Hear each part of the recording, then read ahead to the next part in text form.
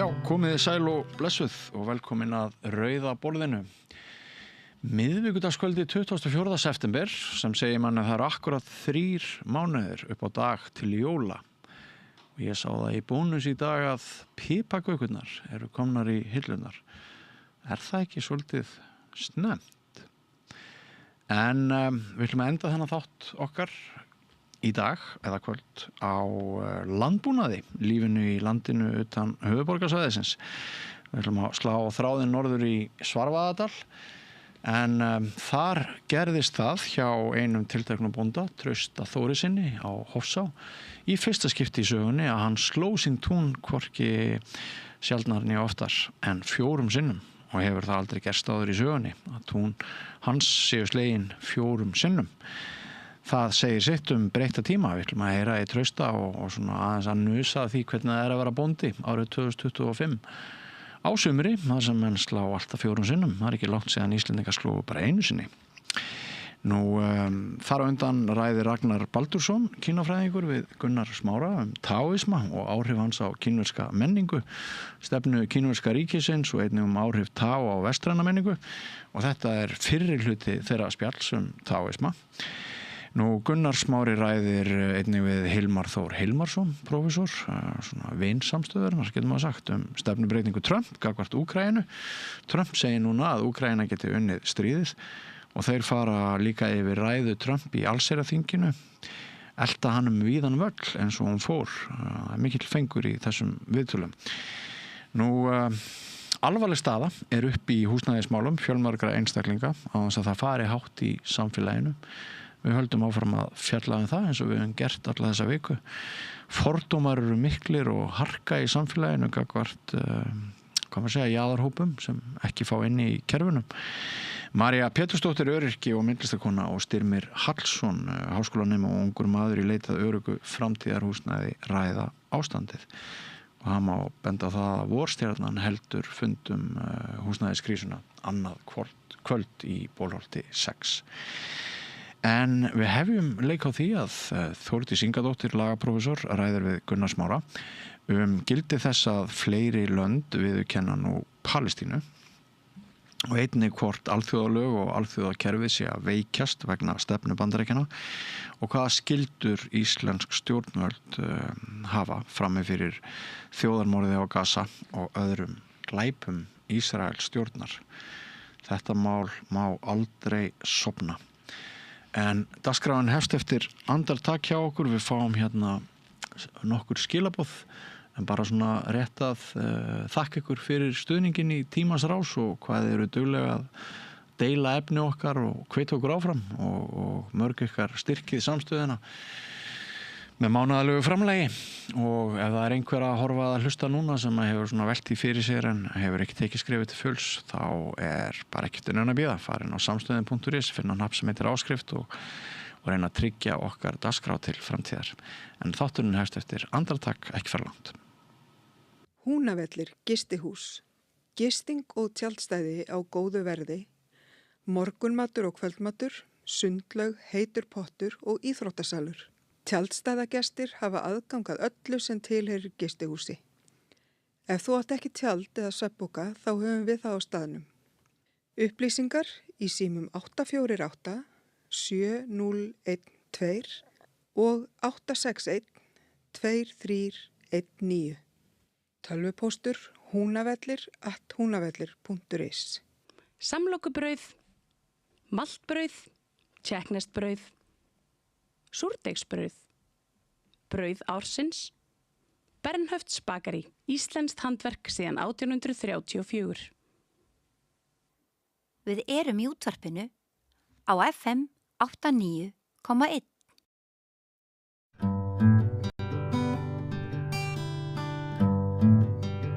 Já, eins og fram með komið fréttum að þá hafa mörg lönd verið að bætast í hóp þeirra ríkja sem hafa viðurkennt Palestínu sem sjálfstæði Palestínu og til að ræða þetta og kannski önnur mál þessu tengt hingað komin Þórdís Ingadóttir sem prófessor í lögum við Háskólann í Reykjavík. Velkomin. Takk. Hérna, það er kannski eðlilegt að maður spyrji sjálf sig hvaða merkingu hefur þetta ríki viðurkenni Palestínu? Þetta hefur náttúrulega lagalega merkingu og ekki síður kannski líka pólitískar. Og hver er lagalega merkingin? Þá náttúrulega gagnvart þessum ríki, þá lítið á Palestínu sem ríki og það hefur svona aðra skírskotanir í alþjóðalögum, hvað varðar þá fullveldi ríkja og friðhelgi ríkja og annað. Svo það skiptir máli gagnvart þessum tilteknu ríkjum. En svona eins og hefur komið fram víða að það er náttúrulega afar mörg ríki sem viðurkenna Palestínu nú þegar og það var kannski stærsta breytingin í þessu 2012 þegar fengu áheyrnar aðild að Sameinuðu þjóðunum sem ríki, ekki sem einhver aðili og í kjölfar þess það hefði mikla lagalegar afleiðingar. Þeir hafa fullgilt fjöldan allum alþjóðasamningum, tvíhliða samningum, eru aðilar að alþjóðastofnunum og svo framvegis eftir það. Svo það var svona kannski stærri viðburður, en þetta skiptir líka miklu máli fyrir þá. En nú Íslendingar viðurkenndu Palestínu, manna ekki finna þar, 2012-2013 eitthvað þar.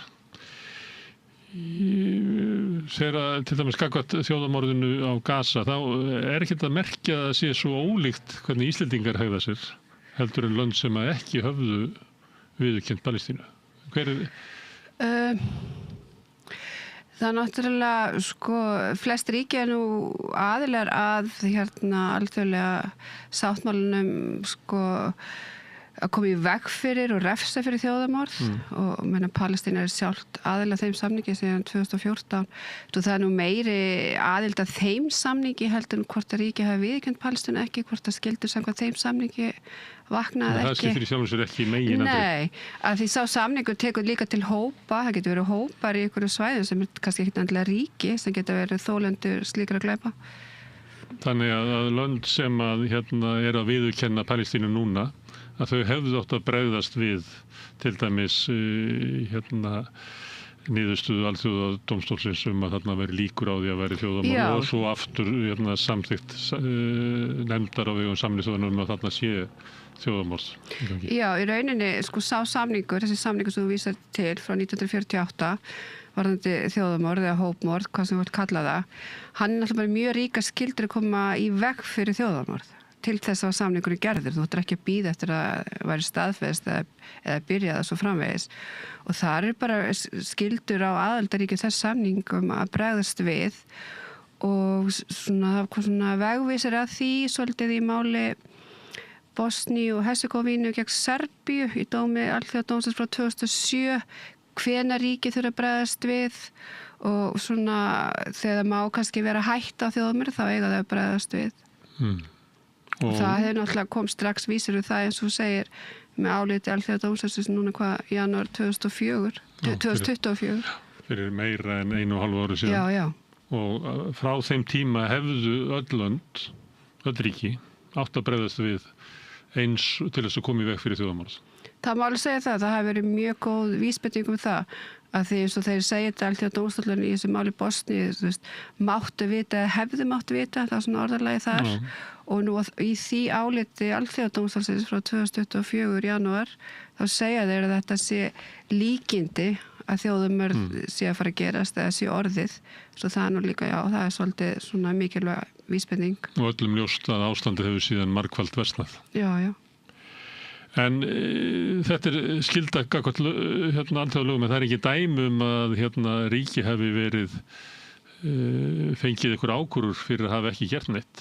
Það er eitt dæmi, það er þessu sama máli Bosníu gegn Serbíu og þess vegna kom þessi svona leiðbeiningar frá dómstólnum. Þar var Serbía talið, það var brotið á sáttmálum að hafa ekki komið í veg fyrir þjóðamorð í Bosníu og það var svona sérstaklega tekið til þess að þeir hefðu mjög sterkt stjórnmáli tengsl við landið þess að þjóðamorð átti sér stað og sterkar pólitíska tengingar svo það var líka að gera svolítið greinamunur á þeim ríkjum hvað það þyrfti að gera í hvað aðstöðu eru gagnvart viðkomandi svæði. Og það í tilfelli þjóðamorðsins á Gaza væri það þau lönd sem hefðu einarðulega stutt Ísrael og þetta var náttúrulega fyrst í hug Bandaríkin sem getur verið með þessa stöðu. Áður en það Algjörlega. kæmi að okkur Íslendingum til dæmis. Algjörlega, það er alveg grundvallar munur á þeim stöðum sem hafa eitthvað pólitíska eða landfræðilega mikil áhrif. Þeir eru allt annari stöðu heldur en til dæmis Íslendingar, samkvæmt þessu áliti Alþjóðadómstólsins. Og þannig að það væri, ef að einhver legði í þann leiðangur, möguleiki á því að ákæra Bandaríkin fyrir að hafa stutt þjóðarmorð og ekki brugðist við til þess að stoppa það. Já. Og það er nú þegar bara held í innanlandsmáli Bandaríkjunum þess efnis. Sem er að fara að reka, en Bandaríkin er ekki aðili að neinu dómstólu þar sem var hægt að reka þetta mála það. Þeir eru náttúrulega aðilar að Alþjóðadómstólnum í Haag bara með aðild sinna Sameinuðu þjóðunum, en svo kemur alltaf þessi lögsöguleikur að finna lögsögur og en það sem kannski við þurfum svolítið að fara úr þessari hempu eða svona þessari landsréttar að það sé ekki brot á ykkur nema dómstóll hafi dæmt það. Það er undantekning í alþjóðalögum að dómstóll hafi lögsögum eitthvað. Það er algjör undantekning og í rauninni þessi sáttmáli ekkert öll, það er svona lögsögu ákvæði í hópmorðssáttmálunum en mjög mörg ríki gerðu fyrirvara við það ákvæði meðal annars Bandaríkin svo að Alþjóðadómstóllinn í Haag hefur ekkert lögsögu yfir öllum þjóðum þess að geta komið upp, alls ekki. En það myndi ekkert breyta ábyrgð viðkomandi ríkja. En væri þetta að reka það mál fyrir þeim dómstóli? Þeir hafa ekki samþykkt lögsöguna varðandi það, nei. Og svo Bandaríkin hafa ekki samþykkt? Nei. Og það land sem er ákært það að samþykja lögsöguna? Það þarf alltaf að vera samþykki fyrir að nú tekur land fyrir Alþjóðadómstól. Þannig það var nú kannski ekki mikla líkur á að slíkt mál verði rekið? Nei, en það er náttúrulega önnur mál, fjöldamál sem hafa verið gegn Bandaríkjunum fyrir þeim dómstól, bara á grundvelli þá annarra samninga og það er svolítið með þessi styrjaldir síðustu ára og hörmungar atburði að því það er lögsögu ákvæði í þessum tiltekna samningi hópmorð. Það fara svona mörg mál inn varðandi hópmorð sem er kannski bara lítill broti af átökunum eins og þessi mál Bosníu, Serbíu, Króatíu, Serbíu, þeir fundi einhver aðra lögsögur og þá getur dómstólinn bara dæmt það eins og þeim málinn gáði dómstólinn ekkert dæmt brota á reglum stríð eða glæpi gegn mannkyn eða neitt. Þess vegna eru þau mál svo sjaldan fyrir dómstólnum. Af því þetta byggist á þessu lögsöguleik. En við höfum orðað að hérna við Rauðaborðið þegar við erum að ræða þetta að þegar að liggur fyrir grunur þjóðarmorð þá beri ríkjum heims að gera allt sem í þeirra valdi stendur til að koma í veg fyrir það. Já. En þetta er náttúrulega svona orðalag. Hver gæti merkingi verið ef við bara færum okkur núna til Íslands? Hvað er það í alþjóðalögum sem að Íslendingar hafa tekið inn í sína eigin lög, eða ekki? Hvað er það sem að íslensku stjórnvöld ber að gera og getur við lagt mælikvarða á það hvort þau hafi gert það? Þetta þurftur náttúrulega út af þessari sterku skildi sem er enda líka varandi stríðsklæpi er kannski ekki alveg jafn sterkt í Genfarsáttmálanum en það er búið að álykta það í dómaframkvæmd að þessi líka skilda það er að þú veist að koma í veg fyrir stríðsklæpi. En það er náttúrulega fyrst og fremst að þú mættir alls ekki styðja þetta með einhverjum hætti eins og með flutningi á vopnum eða annað og það er það sem kannski löndin nálægt okkur er að tryggja það eigi sér ekki stað. En við höfum ekki gert. Nei og ég þekki það ekki alveg en ég ekki fengið svör við því en svo það er svona fyrst og fremst og það er líka annað mál fyrir Alþjóðadómstólnum Níkaragva gegn Þýskalandi þar sem þeir segja að þeir eru ekki að virða sáttmálum að koma í veg fyrir þjóðamar með að leyfa flutning vopna til Ísraels og það er bara ennþá í flutningi en Þýskalandi er þá svara fyrir að þeir hafa skrúa fyrir flutning vopna til Ísraels framvegis svo það er líka verið að testa það í því máli hvað þessi þriðji ríki ber að gera og svo náttúrulega bara annað pólitísk mál annar þrýstingur með öðrum hætti og framfylgd alþjóðlega fer náttúrulega mestuleiti til í gegnum diplomasi og annað svo það er náttúrulega líka og það má ekki gleymast mjög stundum svo núna það er allir að bíða eftir einhverjum niðurstöðum dómstól og annars eitthvað mörg ár það áfyrir að ríki ekki að gera eitthvað annað diplomatísi og annað. En er það ekki alveg augljóslega svona eiginlega yfirvarp að orða það þannig að það þurfa að bíða eftir niðurstöðu dómstólsins til þess að koma staði hvort að þetta sé þjóðarmorð eða hópmorð það vitað allir að svo er ekki að þeir bera að bregðast við ef að grunurinn er því að í framkvæmd þá myndi hitt aldrei virka þú myndir alltaf koma að þjóðarmorðinu yfirstöðinu því að dómstólarnir eru svo lengi að koma niðurstöðuna. og Alþjóðadómstóllinn í Haag tók þetta mjög skýrt fram hann í dómi sínum 2007 í máli Bosníu gegn Serbíu. Þetta bara taka það skýrt fram, þá ekki að bíða eftir staðfestingu einhvers. Samningurinn að koma í veg fyrir þjóðamorð og það ætlar að bíða eftir staðfestingu sem margar ára ferli, þá getur alveg gleymt þessum samningum að koma í veg fyrir þjóðamorð. Þeir eru bara mjög skýrorði með það. Þess að segja, það eiginlega ekki hægt að taka mark á svona yfirlýsingu, þótt að hún kannski virki í einhverju pólitísku þjarki hérna á Íslandi og í Evrópu og annað slíkt, að þá á sér enga stoð í alþjóðalögum eða dómaframkvæmd eða bara heilbrigði skynsemi. Ekki var þetta að koma í þjóðamorð og ég er líka búin að gagnrýna það hér og fleiri stöðum. Og við sem akademikar erum svolítið hissa hvað allir fókus á þennan sáttmála. Þú veist, það eru svo margir aðri sáttmálar undir og sem það sem Ísrael er að brjóta. Já, sem búið að dæma og búið að álykta varðandi ólögmætt hernám og varðandi brot á mannréttindum, mannúðarlögum og annað og þú veist, það má ekki gleyma þessu, þú veist, það svolítið, má ekki fara í skuggan af þessu sem eru bara mjög alvarlegi glæpir og svo orðræðin svo mikið bara, það er alltaf þessi byrjum, þetta þjóðamorð ekki og maður hugsa bara, það held ég enginn að efast það að þetta séu stríðsklæpir sem eru framdir hana og ég held að Ísrael hafi ekki svona neitað því í mörgum tilvikum og þetta svo víðtækt og kerfisbundið að jafnvel flesti séu fyrir að tala þessi brot, þú veist, varðandi glæpi gegn mannkyni, svo þetta snýst ekki bara hvort þessi þjóðarmorð ekki, hitt eru ýmsar afleiðingar sem búið að ræða og framfylgja. Það nú hvað síðustu sumar varðandi álit Alþjóðadóms í Haag varðandi að hernámið sem slíkt væri ólögmætt og allsherjarþing Sameinuðu þjóðanna vísa í það álit og gerði ályktun hvað fyrir ári síðan upphæfi allsherjarþingsins fyrir ári að Ísrael bæri að fara svæðinu bara fyrir 18. september þá núna og svona þetta hverfi svolítið í skuggan út af þessar miklu þjóðarmorðsumræðu sem mikilvæg en það líka bara mjög margt annað til staðar. Og það ekki þannig að þessi ríkari skyldur og þjóðun að bregðast við þjóðarmorði heldur en það sem að þú nefnir hér?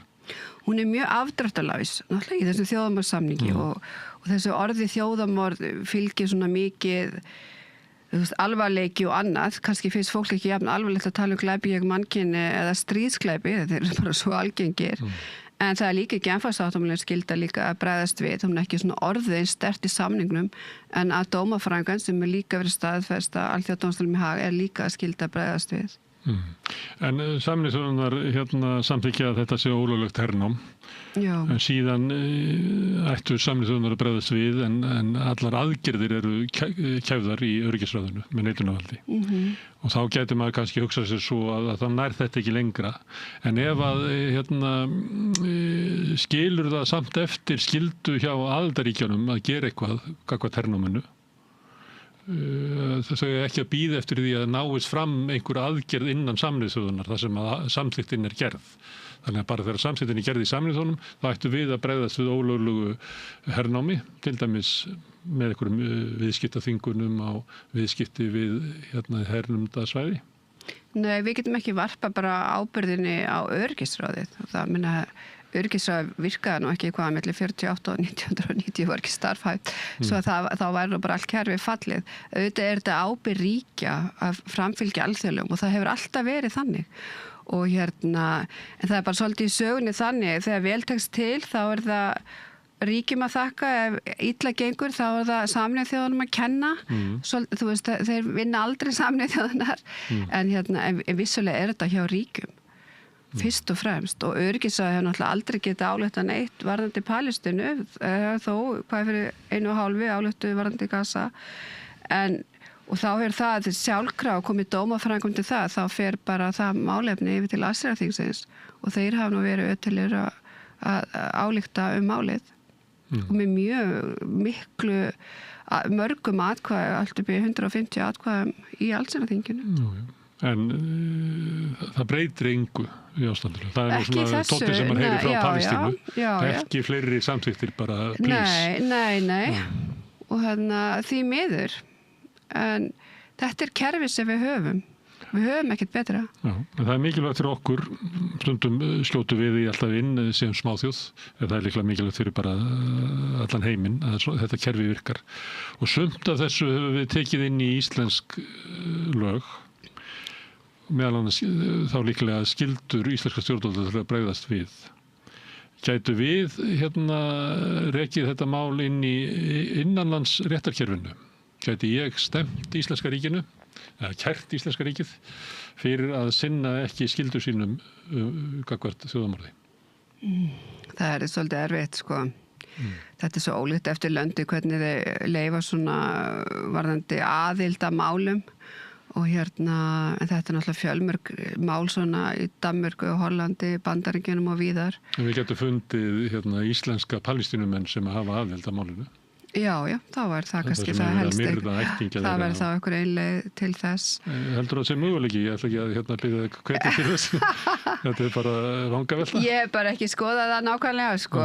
En það er, þú veist, ýmsir fletir á því og líka hvað ætlast til að gera. Íslandi er búið að segja að þeir séu að gera ýmislegt og annað. Svo það væri þá eitthvað flötur af því hvort það væri nóg eða annað.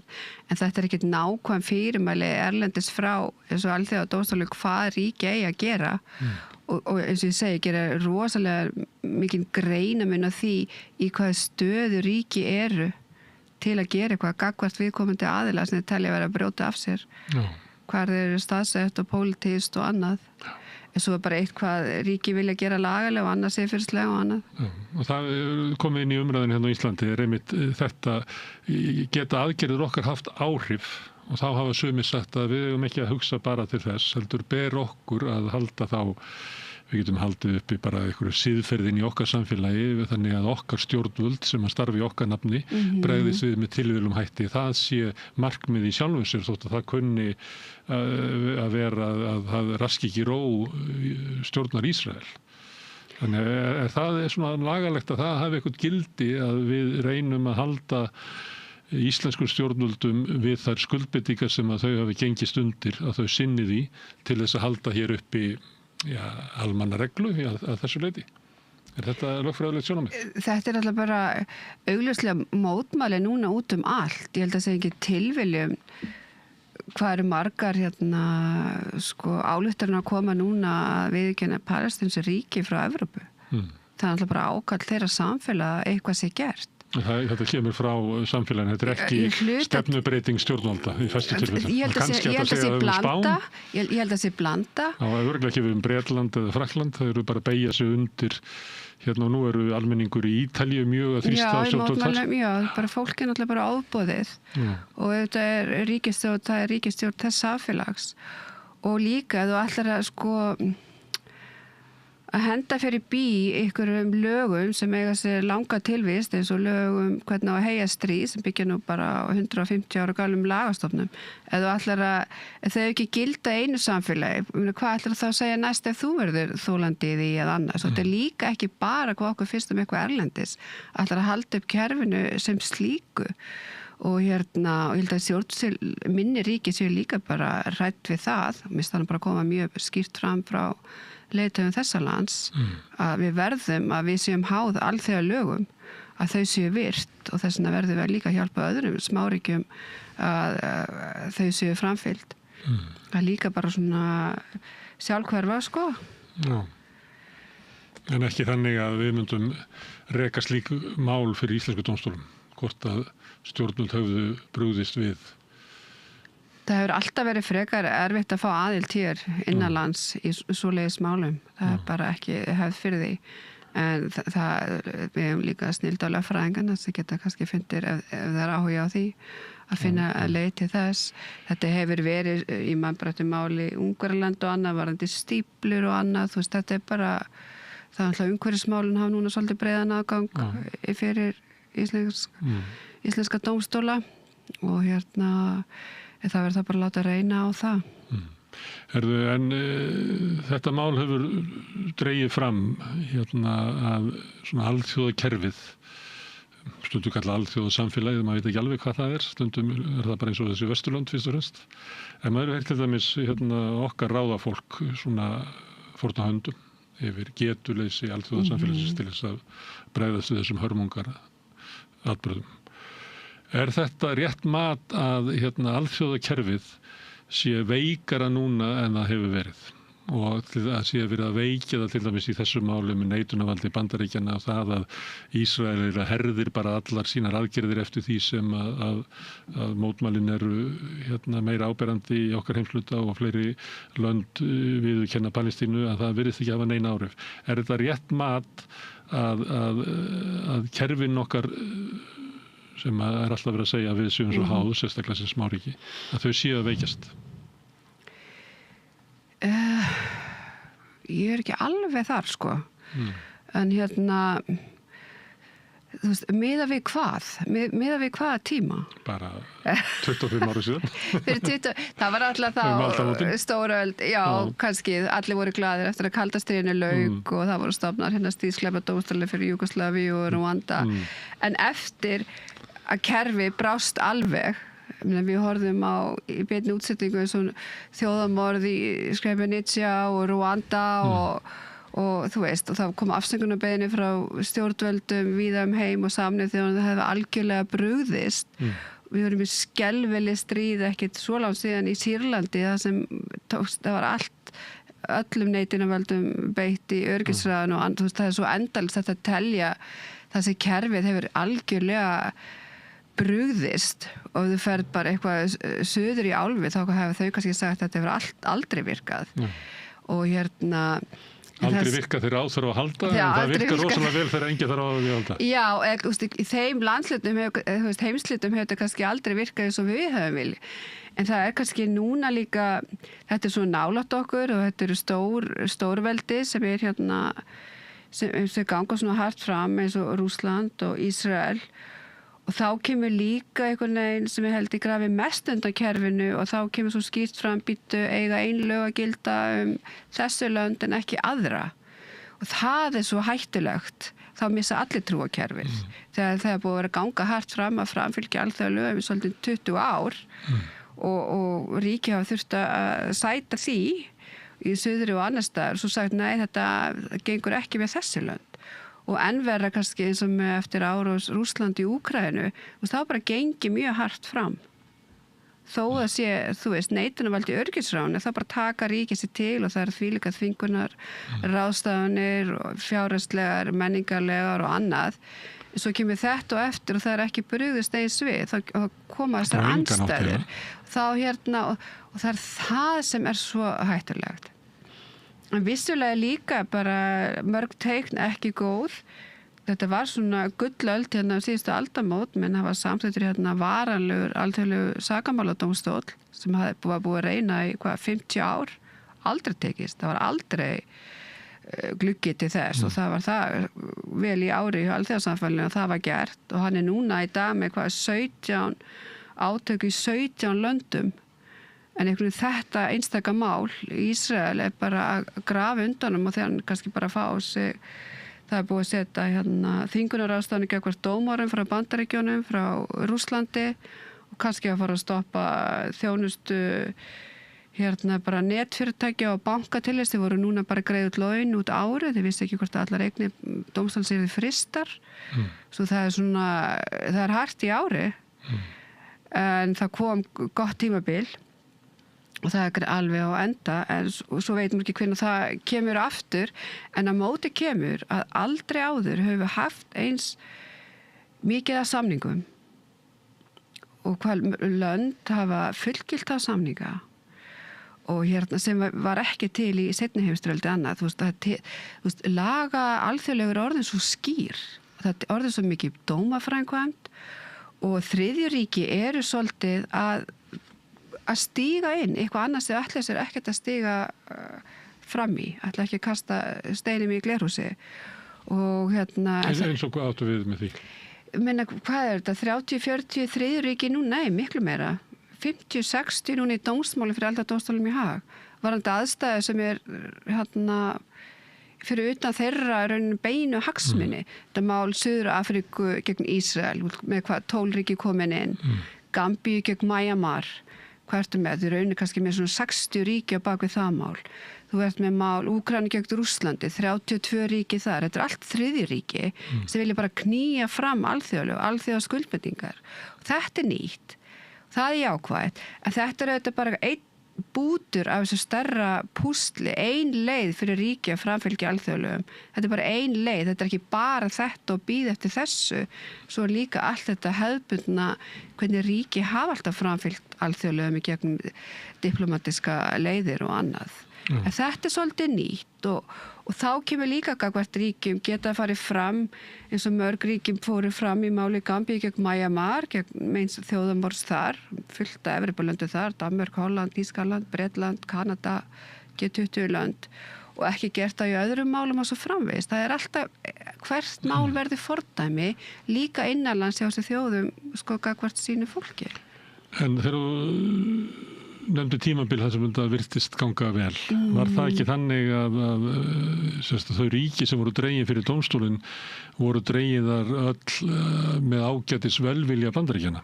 En þegar það kemur að því að það er verið að draga lönd gegn vilja Bandaríkjanna eins og Ísrael, að þá bara virkar ekki kerfið. Þannig að þetta er umverulega réttlæti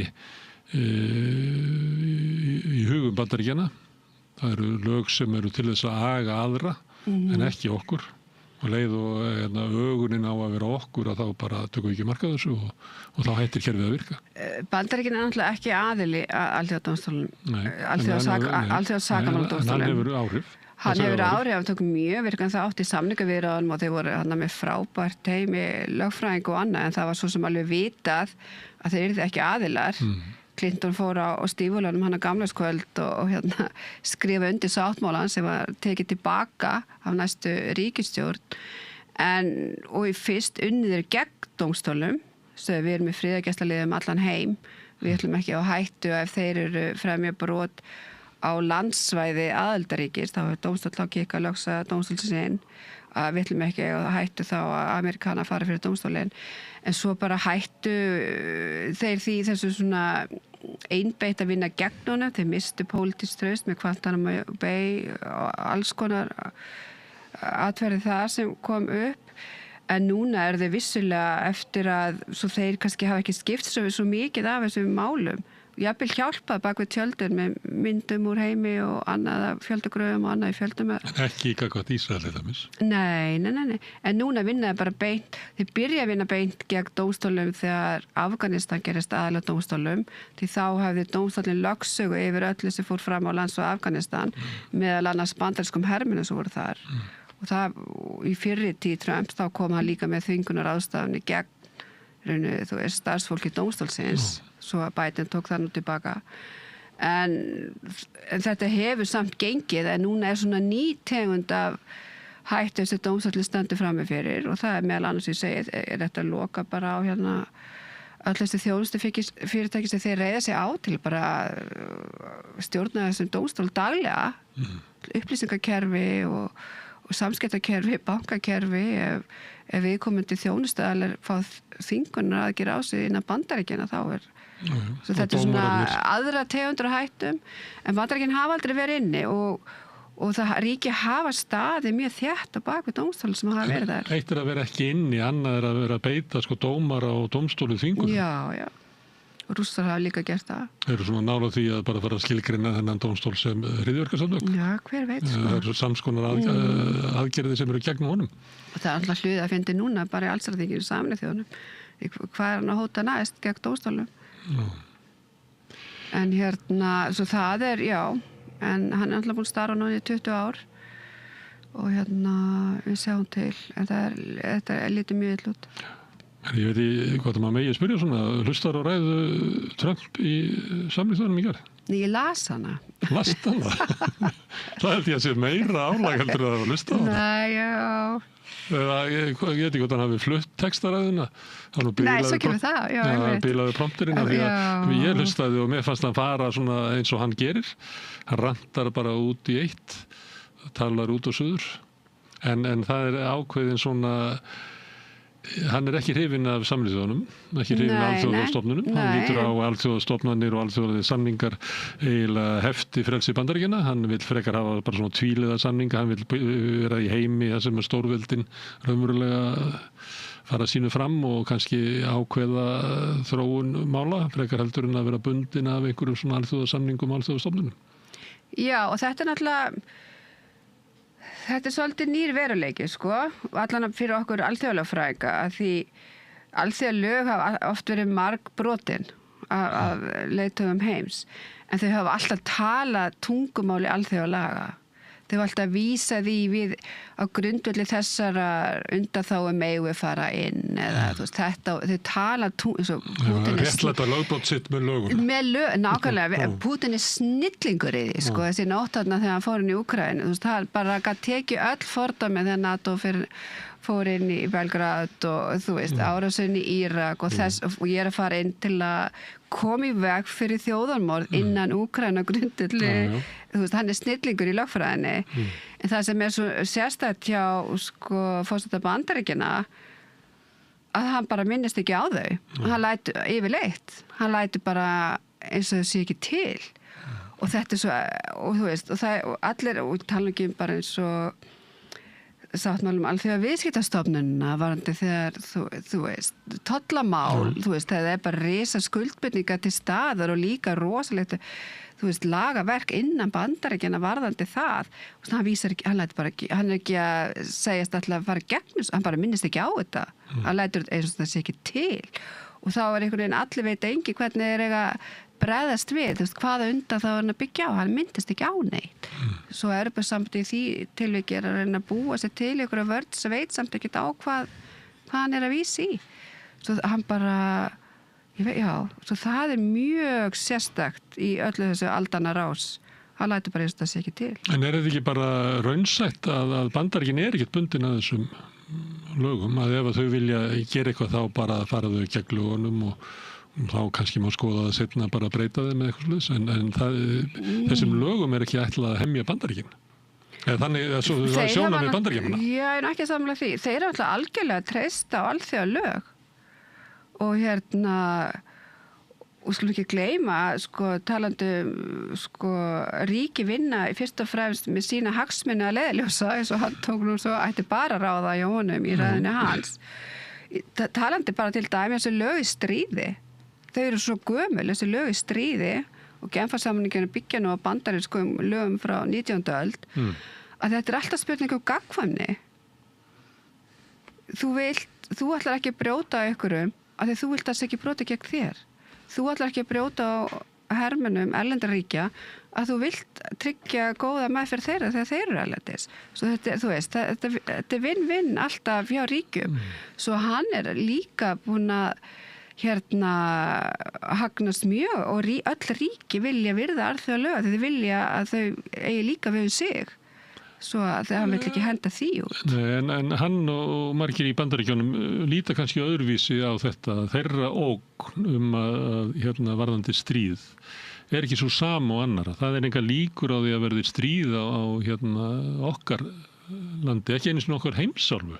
Við getum verið að heyja stríð hingað og þangað og getum svo sem reynd að fara eftir lögu þar sem reynd að gera ekki, sko. Bandaríkjamenn hafa ekki byggt sig undir þeir hafa sveigt hvernig þeir fara með stríðsfanga og Guantanamo Bay og alls konar hluti sem þeir hafa sveigt. En það bara þeirra svona sjónarmið að þetta eigi ekki alveg við sig af því að þeir eru tiltölulega öruggir í sinni Ameríku.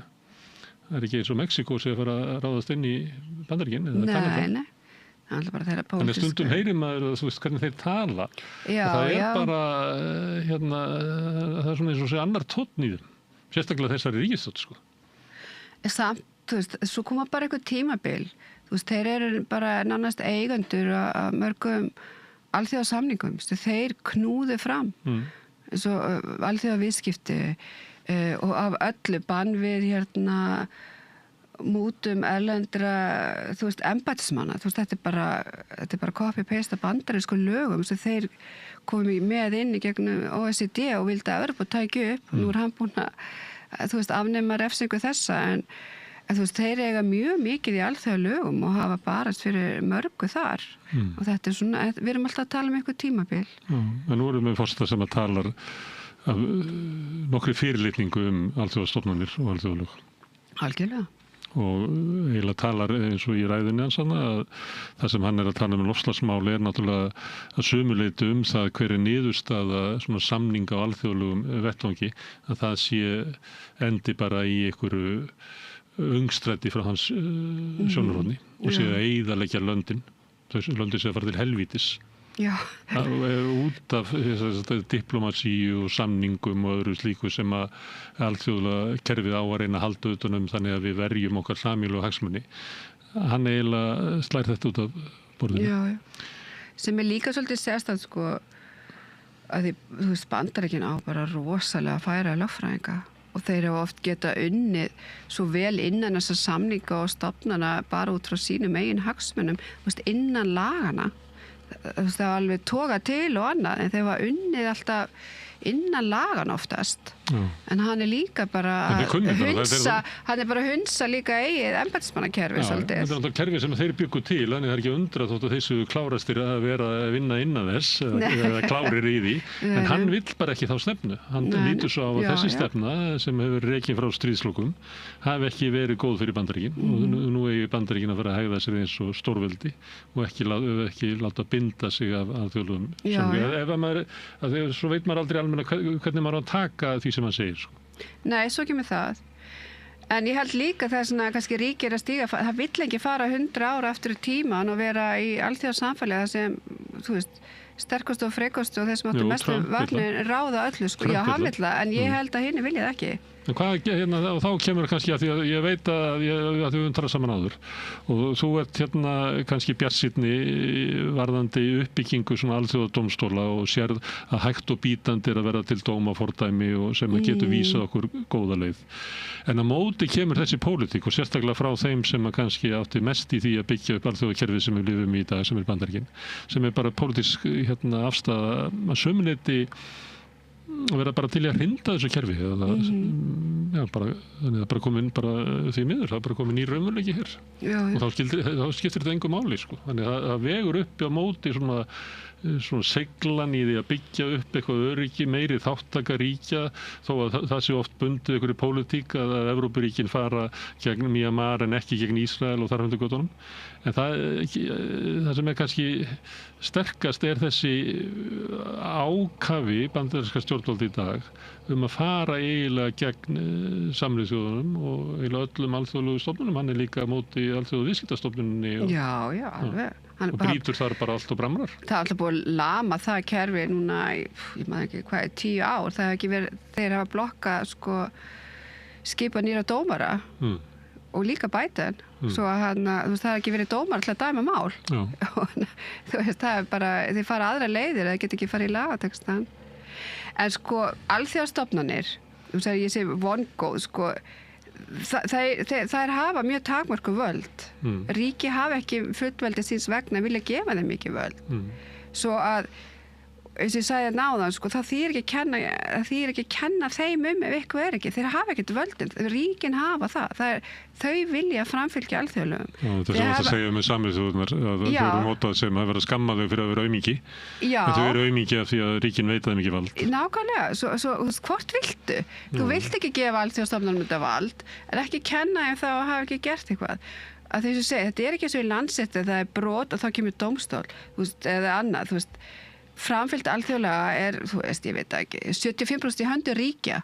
Það er undantekningar ef dómstóli, jafnvel alþjóðadómstóll í Haag, dómstóll Sameinuðu þjóðanna hafi lögsögu. Það er algjörlega að hafa samþykki ríki í hverju ríki, en það er aldrei, það er ekki skilyrði fyrir því að þeir hafa sagt eitthvað eða fá jafnvel mál til sín hvort að ríki bera fullna, þú veist, að verða við alþjóðlegum eða ekki. Það eru ríki sem meta það, hvort að ríki hafi brotað sínum alþjóðaskildum ekki. Og sumar þeirra skildur, þess að svo kallar, ef þú brýtur á einum, þá brýtur gegn öllum og það eru örfá svona lagaprinsip í alþjóðalögum sem eru það alvarlega, ef þú brýtur gegn einum, þá brýtur gegn öllum. Og það þessi erga omnes, heitir það er gagvart á öllum. Þessi mál að fara inn sem þú nefndir hérna gegn Myanmar. Þessi erga omnes, ef það þjóðumar í Myanmar, það var það alla. Þá getum við öll aðildaríkja þeim samningi farið inn. Og hérna, svo að það ríkja með þvinguna aðgerðum, með tvíliða aðgerðum eða annað. Og það aldrei verið alþjóðastofnana að vera eini aðili sem framfylgir alþjóðlegum. Þeir eru með brota að því. Já. En við vorum að velta upp á þann hvort að kerfi væri að veikjast eða ekki og ég stakk upp á að fara 25 ára aftur í tíma. Ég veit ekki hvort það sé til eitthvað til verðbólgu væntingar, það eru mælikvarðar, hvort það sé til svona væntingar laga uppbyggingu. Ef við færum 25 ára aftur í tíma til aldamótanna, þá var svona ákveðið væntingum að við stæðum frammi fyrir ógnum í heiminum, til dæmis loftslagsvánni og öðru slíku. Þannig að við erum eiginlega dæmd til þess, Þórdís, að styrkja alþjóðlega stofnanir vegna þess að það eru þær sem að gætu tekið á hennu sameiginlega vanda okkar. Og við getum líka talað friðarmál og annað slíkt. Þannig á þeim tímapunkti held ég hafi verið miklu fleiri sem að litu svo á að við verum frekar að fara í það átt að þjóðríkin myndu neyðast til þess að gefa vald til alþjóðlega stofnana vegna þess að það væri vettvangurinn sem að gæti átt við þann vanda sem að mannkynni staði frammi fyrir. Við erum bara alls ekki þar núna, sko. Alls ekki. Það svona tvennt. Það var til allar þessa nýju sáttmálar og samningar eins og Alþjóðastofnunin og annað og hérna það sem var eitthvað svona gulrót fyrir ríki að koma inn. Þau fóru hann inn eins og Alþjóðastofnunin, þau vildi fá öll þessi viðskipti og tollakjör og annað en að móti kom þá þurftu að gefa, það var skuldbundi að fara undir dómstól og annað og jafnvel Kína fyrir þar inn og Rússland sem aldrei undir Alþjóðadómstólu þannig séð bara til að fá það til að vera í þeirri púlju en síðan eins og þú nefnir, svo annað það sem og í auknumæli að alls konar ógnir, umhverfis og aðra eru bara þess eðlist, þú verður að vera mörg ríki saman, þetta bara fer það mjög yfir landamæri, það getur ekkert eitt ríki tækla það og það verður það að vera annarkvort undir einhverju reglíf, samvinnureglíf eða jafnvel einhverju alþjóðastofnun til að framfylgja því. En ríki eru bara mjög trög að gefa völd til alþjóðastofnuna og þá stofnað mörg þessara stofnana alþjóð er náttúrulega bara samráðsvettvangur varðandi samningaviðræður og annað, það hafa engin völd. Það engin skuldbundin af niðurstöður. Nei, og var aldrei ætlað að gera. Varðandi loftslagsmáli þá eru eins og Kyrrahafseyjar sem eru að reyna að sækja réttlæti í gegnum svona dómskerfi og alþjóðastofnanir. Smáríki, já. Og það einhver leyti virkar það. Já. Kannski af því þau eru svo smá, þannig að hagsmunir eru svo litlir frá sjónarhóli hinna stóru. En ég veit ekki hvort að það er... Það er alltaf bara að fara undir vatn en það er alveg en það er alltaf bara frábært dæmi og komin að það, þú veist hvað smáræki geta líka gert og og þau eru búin að ná ansamjæklu fram og við talum ekki um þetta ráðgefandi álit frá Hafréttardómstólnum, ráðgefandi álit núna nýlega frá Alþjóðadómstólnum í Haag og annað. Þetta eru lögin, þau býta seint en þetta er þarna og þetta skiptir gríðarlegu máli og flest ríki eru að horfa á þetta, þau eru að lesa þetta í þaula en svo koma alltaf dæmi á öllum þessu 100 ára spanni sem við erum að fara að koma undantekningarnar en það þýðir ekki það að hendir barnin út með baðvatninu og þú veit ekki meðmælt því að henda Sameinuðu þjóðunum af því að þær eru ekki að virka og Bandaríkjamenn mun ekki styðja þau. Það hafa bara mjög ofta ekki virkað. Það er bara svo mörg dæmi þess og ég er ekkert eitthvað mjög vonsvikinn. Þau hafa ekki völdin til þess og hafa svo oft klikka og það er ekkert langt síðan. Við nefndum Srebrenica þjóðarmorð í beinni og þjóðarmorð í Rúanda. Það var nú tæp 1 milljón manns drepin þar á 60 dögum. Eina álöftin frá Sameinuðu þjóðanna var að það var umhverfishætta því ár var að stíplast að líkum Svo það er ekkert voða langt síðan. En væntingarnar þú veist að vera vonsvikinn að það er betra að vera í heimi eins og var fyrir 25 árum þess að væntingarnar eru að við gætu fundið lausn á okkar vanda, frekar heldur sem að maður verður alltaf meira og meira varfið bara hjá almenningi. Að það er svona meira vonleysi að við séum að nálgast einhverja lausnir. Það er þessi væntingar og svo líka kannski segja ég lögfræðingurinn þú veist, þeir sem eru þolendur í þessum stríðum þú veist, fólki sem verið að slátra í öðrunir sem hérna bara að deyja meðan við tölum. Þessi fólki alveg sama hvort við ætlum að skilgreina þessi þjóðamorð eða glæp gegn mannkyni eða stríðsklæpi. Það vil bara þetta stoppi. Svo að, þú veist... Þannig þú ert að vara við skjólinn í lögfræðinni við erum stundum að sé geta að gera þetta eða hitt, þú veist, það bara... Þess að vera að bíða eftir ykkur. Það er alltaf að vera að bíða eftir okkur stundum og við mögum ekki vera skálkaskjól fyrir eitthvað sem ekki var ætlað okkur eða annað, þú veist, það er pólitík, það eru lögin og þú veist, það er og við höfum skyldur sem bara heimsborgarar. Við þurfum að horfa á heildarmyndina og ég vil ekki vera eitthvað skálk, við erum að býta til þessu dóm eða eitthvað annað meðan bara fólk deyr. Þannig við höfum skyldur sem borgarar í heiminum til þess að bregðast við og okkur ber að gera það og það er ekki lögfræði á bak við það er bara samviska og mennska. Dómstólar stöðva ekki stríð allstaðar, þau gera það stundum en meina leið og nokkri mánuðir eftir að Rússland fer inn í Úkraínu þá kemur bráðabirgða úrskurður frá Alþjóðadómstólinn í Haga að það verði að stoppa stríði per se. Það var ekki gert, skilurðu, en hérna eins og segi, sum brotur þessi eðlis, bara lagalega varða alla, það er bara árás er komnast, árás einn er árás alla og annað, svo ríki bregðast við. Og þá þurfa ríki heldur líka sem er núna kannski vonbrigðin þegar verður augljóslega eitt á gildum aðra en ekki hinn. Þórdís, kæra þakki fyrir að koma hingað og ræða þessi mikilvægu mál. Takk fyrir boðið. Og við ætlum að halda hér áfram við erum alltaf að reyna að skilja innan heim sem er alltaf að breytast. Næsti kafli eftir augnablik. Velkomin á Samstöðina.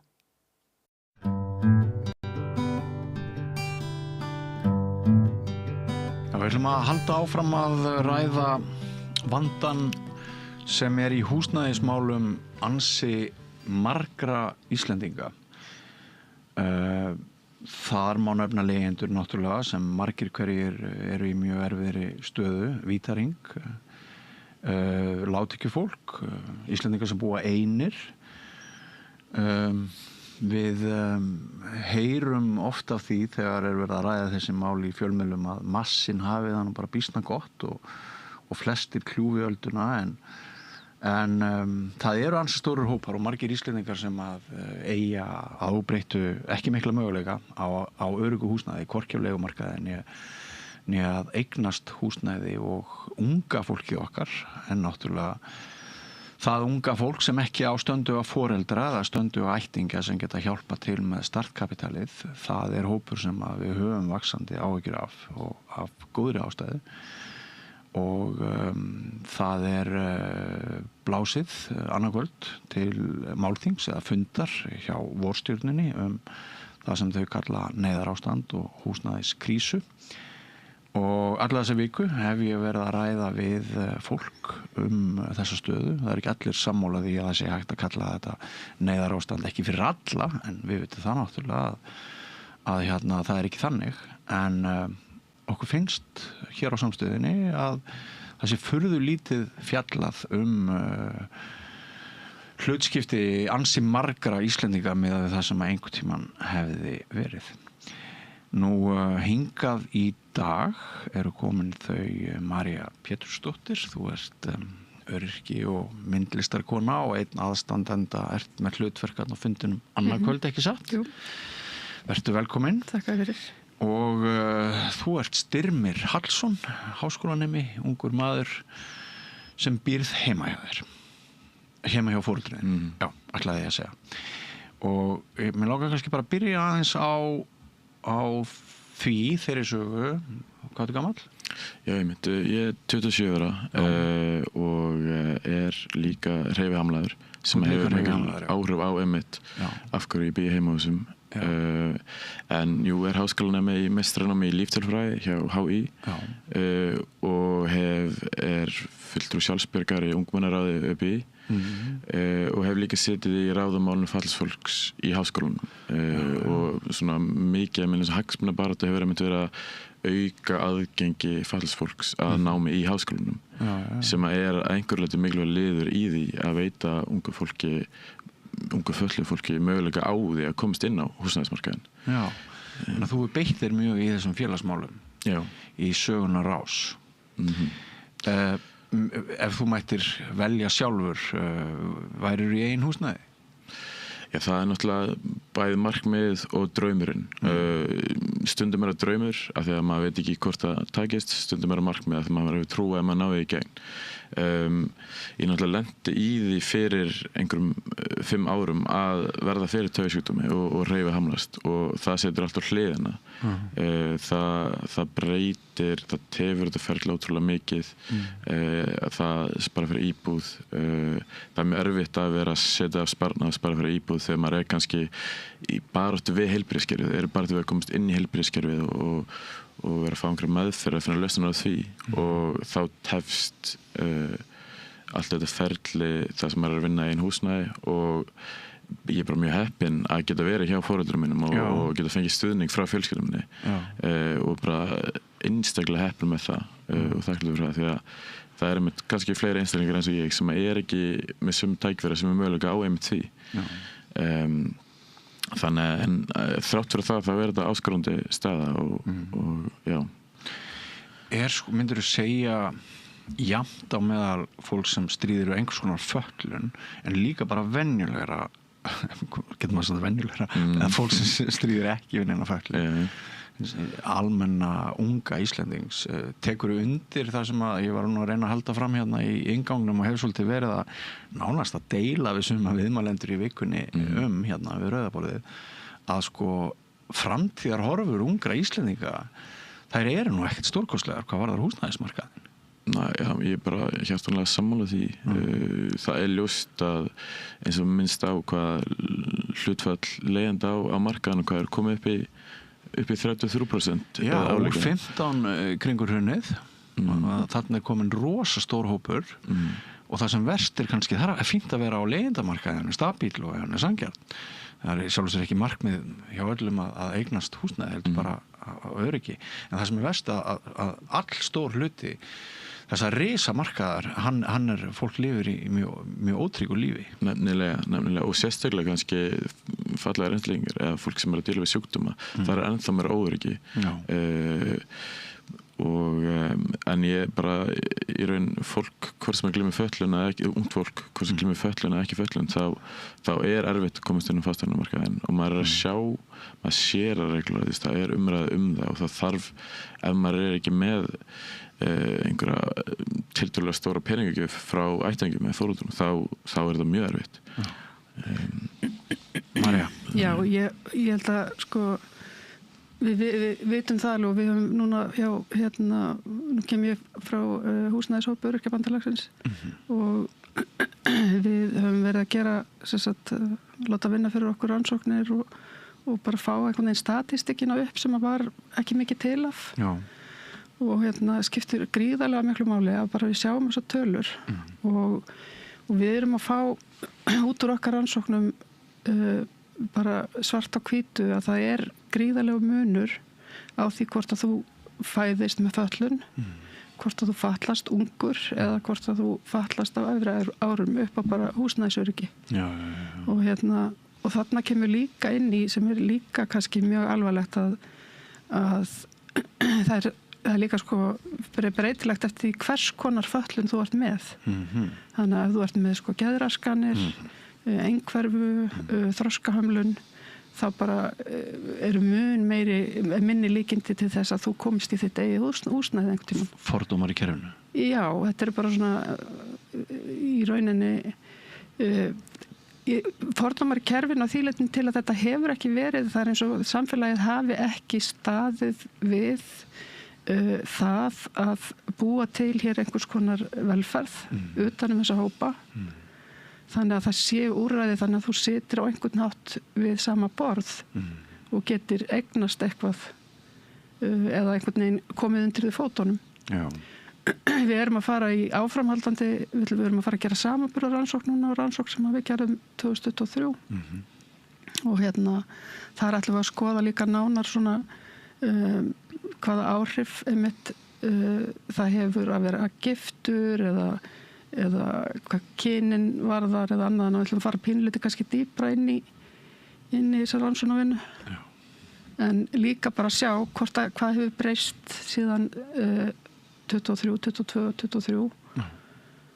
Þannig að Já, en þetta eru fjölda, þetta er breytt svið. Málefni fatlaðs fólks á húsnæðismarkaði, þetta er ekki einfalt, en þetta kemur niður á, þetta kemur út af bara hvernig ætlar að eignast húsnæði, ætlar að leigja, er til, eða getur keypt, hefur aðgangar lánsfé, þarftu að nýta þér einhvers konar aðstoð, þarftu að fá NPA aðstoð, hangir það saman við húsnæði, það er oft þannig. Við höfum dæmi fólk sem hefur kannski verið inn í svona einhverju sambýliskjarna eða eitthvað svoleiðis og hefur þurft að bíða í 5 ár til þess að fá NPA-þjónustu til þess að þú bara komist út úr kjarnanum og getur lifað sjálfstæðu lífi í þínu einn húsnæði eða leiguhúsnæði þannig að þú getur bara frjálst höfuð strokið.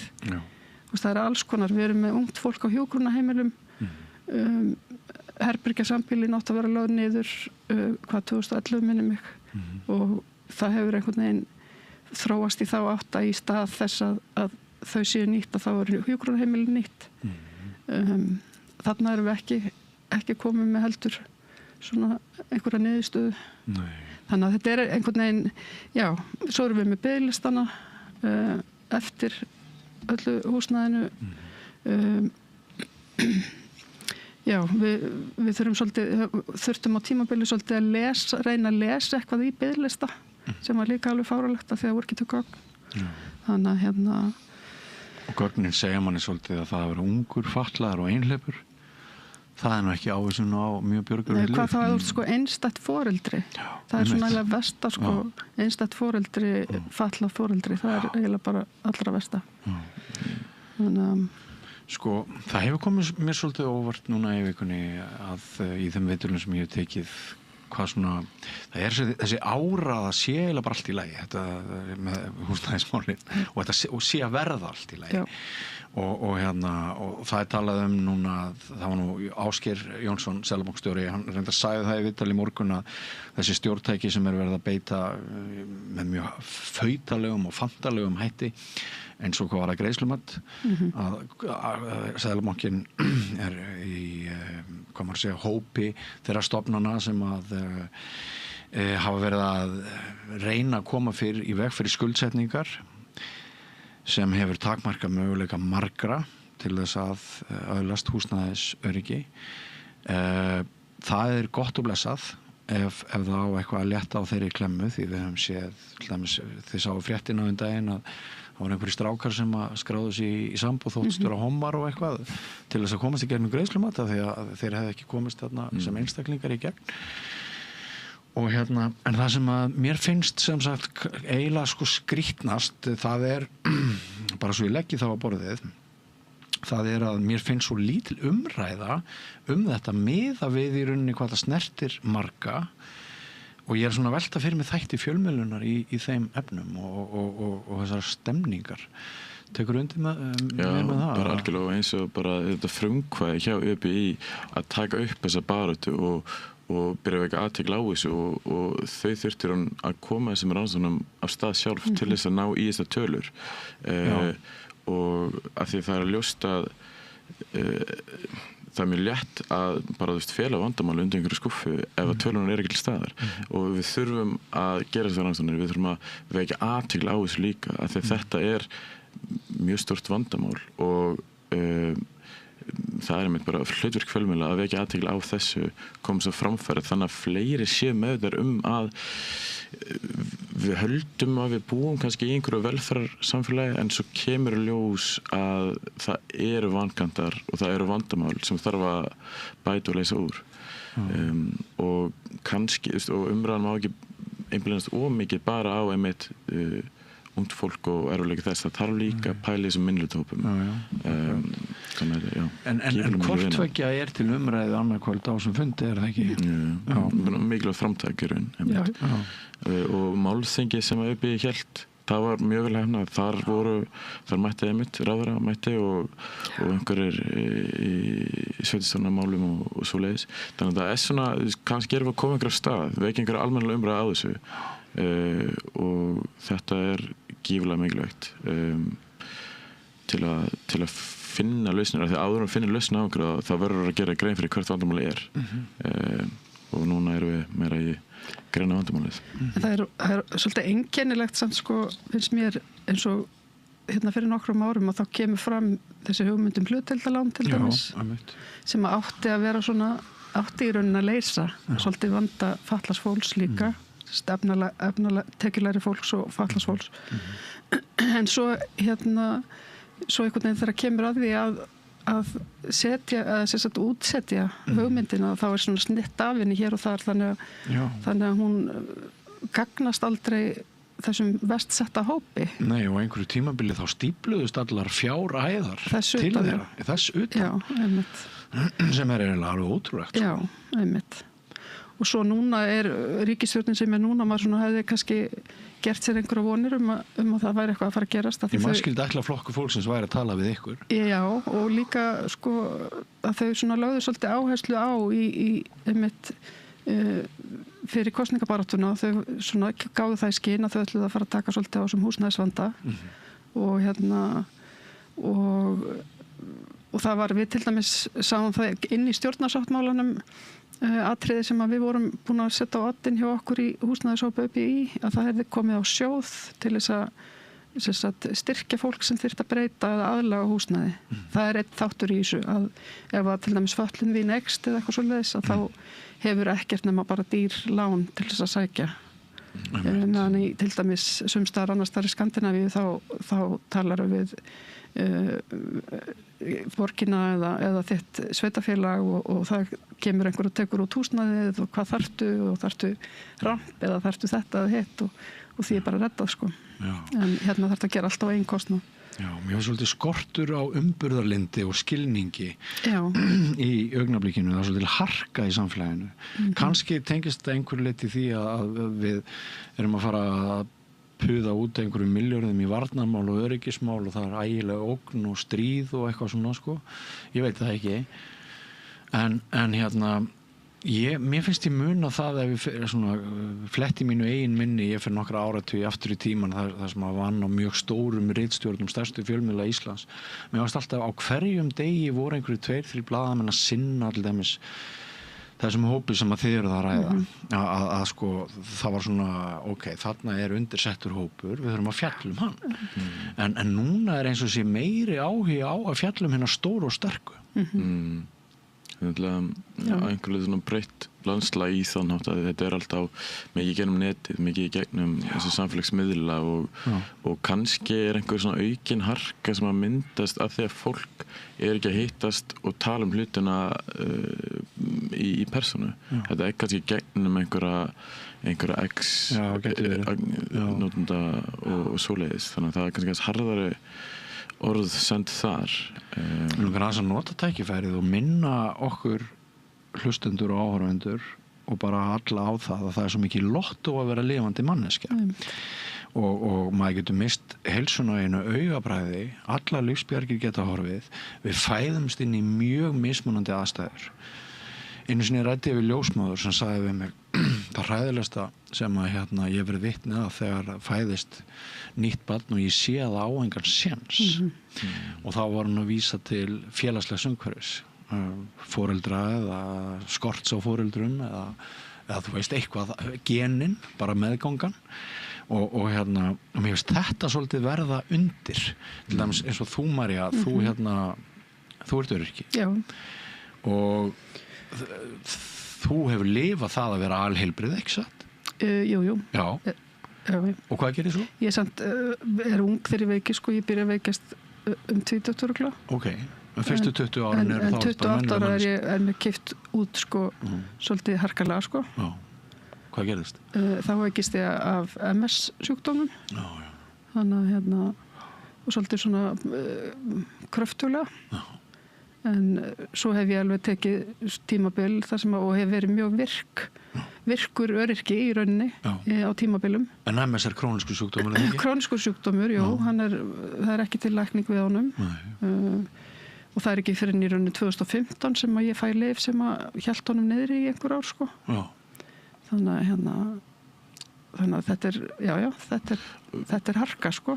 Og það ef við tengjum þetta ótrúlega harka að díla við sjúkdóma, alvarlega sjúkdóma og það svo erfitt að vera að komast á einhvern húsnæðismarkað í þessu af því maður þannig að maður bara, maður ekki að synda skriðsinn þegar maður bara berjast við halsir og floti og þannig að það náttúrulega auðvitað þetta að gera mikið af húsnæðismarkaðnum líka en þegar við tala um svona samfélagi það líka hvar grunnstig eins og til dæmis það að ég 22 ára þegar þessi taugasjúkdómur bara á einum dagi bara snýr lífinu á hliðina genetist eitthvað bara það algjörlega óvitað og það líka vandamál einmitt í þessu að læknisfræðin bara komið ákveðið langt en þá hefst þessi barátta bara að komast inn í heilbrigðiskerfið þeir að finna út úr þessu og svo ef maður komið inn að tekur einhvern tíma að finna meðferð og finna einhver lyf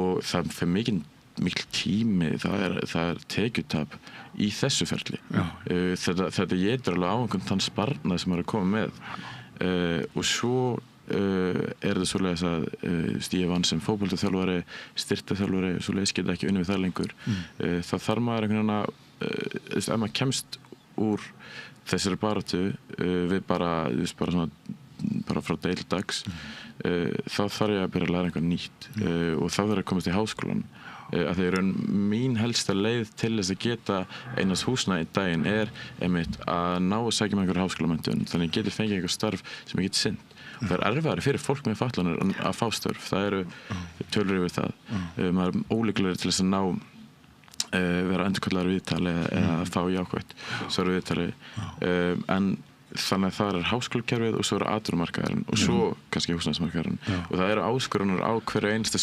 stigi hérna og kannski það bara aukinn stuðningu við heilbrigðiskerfið eða aðgengilegar háskólaumhverfi það getur líka hjálpa til á húsnæðismarkaðnum og einmitt kannski tengja það við þessa samfélagslega umræði að það bara samfélagið þetta svo mikilvægt að við séum bara samfélag Já, við séum bara búin að ákveða það að við ætlum að láta þetta fungera líka þessa velferð og fólk eigi tækifæri og þú lendir ekki í sko, já, eins og til dæmis Styrmir kemur inn á að þú þarft að aðlaga þig ef þú veikist þá getur þú þurft að læra eitthvað annað eða ákveða að fara einhver aðra leið í lífinu til þess að reyna að aðlaga þú ert komin í aftur já, þú þarft síðan kannski húsnæði inn í háskólanum, þú veist, þetta er svo ótrúlega marglefilega, þar lendur í aðgengshindrunum, þar eru kannski, við veitum það, tekjum dæmi þess að þar hafi allar aðgengilegar íbúður verið kannski á annari hæð og lyftan alltaf að bila, þú veist, það eru með allavega svona hindranir inn í kerfinu sem koma að húsnæðismálum á svo ólíkan hátt. Þannig að það er ekki bara, þú veist, lánamálin, fjárhagsmálin, þú veist, það er einhvern veginn, þetta er á öllum vikstöðum. Og ég þekki náttúrulega ekki ykkar hlutskipti, ég veit ekkert hvernig það er að vera þið, en ég segi stundum að ég var einu sinni svo heppinn að ég örkumlaðist tímabundið, mölbraut á með fótinu, ég var eiginlega bara upp í rúmi í 6 eða 8 mánuði, þurfti að bryðja óbúslega mikil verkjalyf og fann svona persónuleika breytingar á sjálfum mér og svo þegar ég þurfti að fara að endurhæfa þá bara fannst mér eins og að ég þurfti bara að taka á öllu, það hefði bara allt eins geta fallið einhvern veginn öfugum megin og ég bara svona fylgdist með eigin hnignun, hvernig sjálfstraustið hvarf, hvernig alls konar ranghugmyndir fylltu hugan og bara það að vera einmitt ekki virkur og þú veist. Já, og þetta er líka mjög flókið fyrir fallað fólk vegna þess að sko flestir sjúkdómar ganga í bylgjum. Þetta er ekki svona endilega eitthvað línulaga að þú endar í einhver svona ástandi og ert þarna. Heldur gengur þetta í bylgjum, það koma upp veikinda tímabil aftur, þannig að þú kannski lendur aftur í þessu eins og þú ert að lýsa þessari örkumlun þannig og það sem að andlega hliðin fer á hliðina líka og allt þetta. Og bara fulltime jobb að halda sér. Þetta er bara fulltime jobb að halda sér einhvern veginn á sundi. Og þá skiptir náttúrulega svo miklu að þessar bjargir, við lítum nú eiginlega á húsnæði, sæmilega örugt húsnæði hjá því ríki heimsinn sem að býr yfir mestum auðlindum og hér ættu allir að geta haft það nefnilega gott að þá ættu þess að bjargir að vera í boði á þess að það bætist þær áhyggjur og svo orka það hefur líka bara áhrif á þetta að maður á sama tíma díla við erfiðan tímapunkt í sjúkdómum sínum og húsnæðisöryggi er að valda mann áhyggjum á sama tíma það hefur náttúrulega áhrif á líðan og kannski hversu slæmu verkin eru þannig að húsnæðisöryggi er ótrúlega mikilvægt fyrir alla og sérstaklega fyrir fólk sem er kannski að díla við einhverja sjúkdóma Já Ég hef einmitt verið að ég ætla að reyna í næstu viku að fá heimspekinga til þess að svara þeirri spurningu hvort húsnæði sé ekki mannréttindi Það er skilgreint þannig sko Já, og svona fá aðeins umræðu um þetta sko En þetta er líka einmitt við þreytist aldrei á að minna á það þetta er náttúrulega bara í samning Sameinuðu þjóðanna um réttindi fatlaðs fólks og þetta er ég meina húsnæði er bara skilgreint sem mannréttindi og ég tala nú ekki eins og hérna á Íslandi þar sem að þú lifir ekkert á götunni á Íslandi yfir vetratíma þá skiptir þetta alveg gríðarlega miklu máli og og það er svo skrítið að sko horfa upp á það að einhverjum finnist ósanngjarnt að allir hafi húsnæðisöryggi það er eiginlega ótrúlegt það sem ég jafnvel fúsari til þess að henda milljörðum í einhver vopn frekar en að setja milljarða í að styrkja okkar hópa sem að sannarlega eiga það skilið að fá sitt og við eimir ennþá eftir að þessari hugsun að kannski við erum ekki nógu dugleg sko við vorum ekki nógu heppin og við vorum ekki nógu dugleg og þannig að við ekki fá það sama og þá eru líka á skömm þetta er alveg og það er þessi samfélagslega umræð sem er svo mikilvæg að vekja athygli þessu þá fá kannski einstaklega sem að líta á þetta sem að maður sé latur ekki nógu duglegur með því að vera að vekja athygli á þessu með því að halda málþing vera að fjölmiðlar sérstaklega fella þetta kannski hægt og rólegra en þetta breyta viðhorfi einstaklega gangvart þessu Mér finnst þú hugrakkur að koma hér og ræða málin finnst þér að sjálfum stór ákvörðun? Ekki kannski að þessum tímabúti hérna af því að þetta er náttúrulega búið að vera í raun þrátt fyrir að ég sé að díla við mikla töfverki daglega þá er ég búin að fá svo ótrúlega mikinn stuðning í gegnum allt þetta ferli þetta eru hjá mér 5 ár fyrir 2 árum ekki séns það er bara en með bæði stuðning fjölskyldu og ég þrýst mig vel innan háskóla samfélagsins og hef svona fengið rödd þar bæði stuðning frá starfsfólki háskólans, kennurum og líka samnemendum og þegar það stutt við mann þá þorum maður að taka skrefin og taka þátt í þessu þannig gott hjá þér og líka gott hjá þér María ég þakka fyrir ég var keppa í þessu ég meina rétt fyrir viðtalið þá varstu nú bara þeir stöðu að þú komst varlega hérna inn í myndverið ég veit þannig að ég er ekki góðstandi núna til dæmis en þetta er, maður lætur sig hafa þetta er hinn leynda og falda hlið sem að yfirleitt sést ekki fjölmiðlum þess vegna bara nefni ég þetta að við þurfum að komast undir þessa á köflum dómhörku og fordóma og að elta sko hinn sterka og ríka og miða alla hluti við hann það gengur ekki í velferðarsamfélagi eins og okkar er það nokkuð?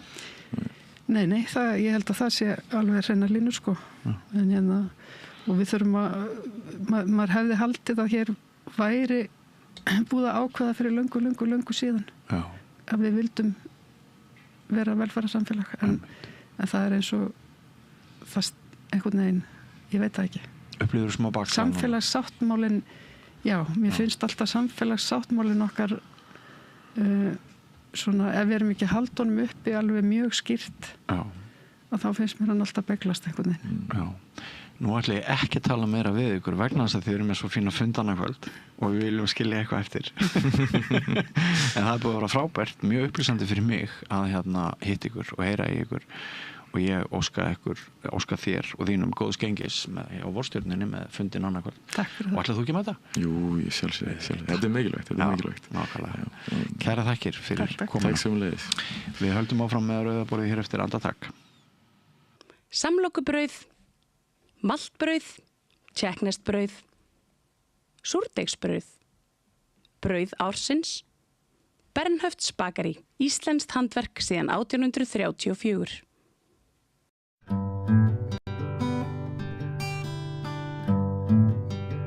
Já, þá komið að því að fara yfir alþjóðamálin sem að þessu sinni náttúrulega hugarheimur Donald Trump. Hann hélt ræðu í allsherjarþingi Sameinuðu þjóðanna í gær, átti fund með Zelensky seinna daginn og sendi frá sér tilkynningu á Truth Social sem hans eigin samfélagsmiðill. Til þess að ræða þessa stöðu hingað komin eins og ofta áður Hilmar Þór Hilmarsson sem staddur í Bangkok og kemur hérna í gegnum Zoom. Blessaður Hilmar.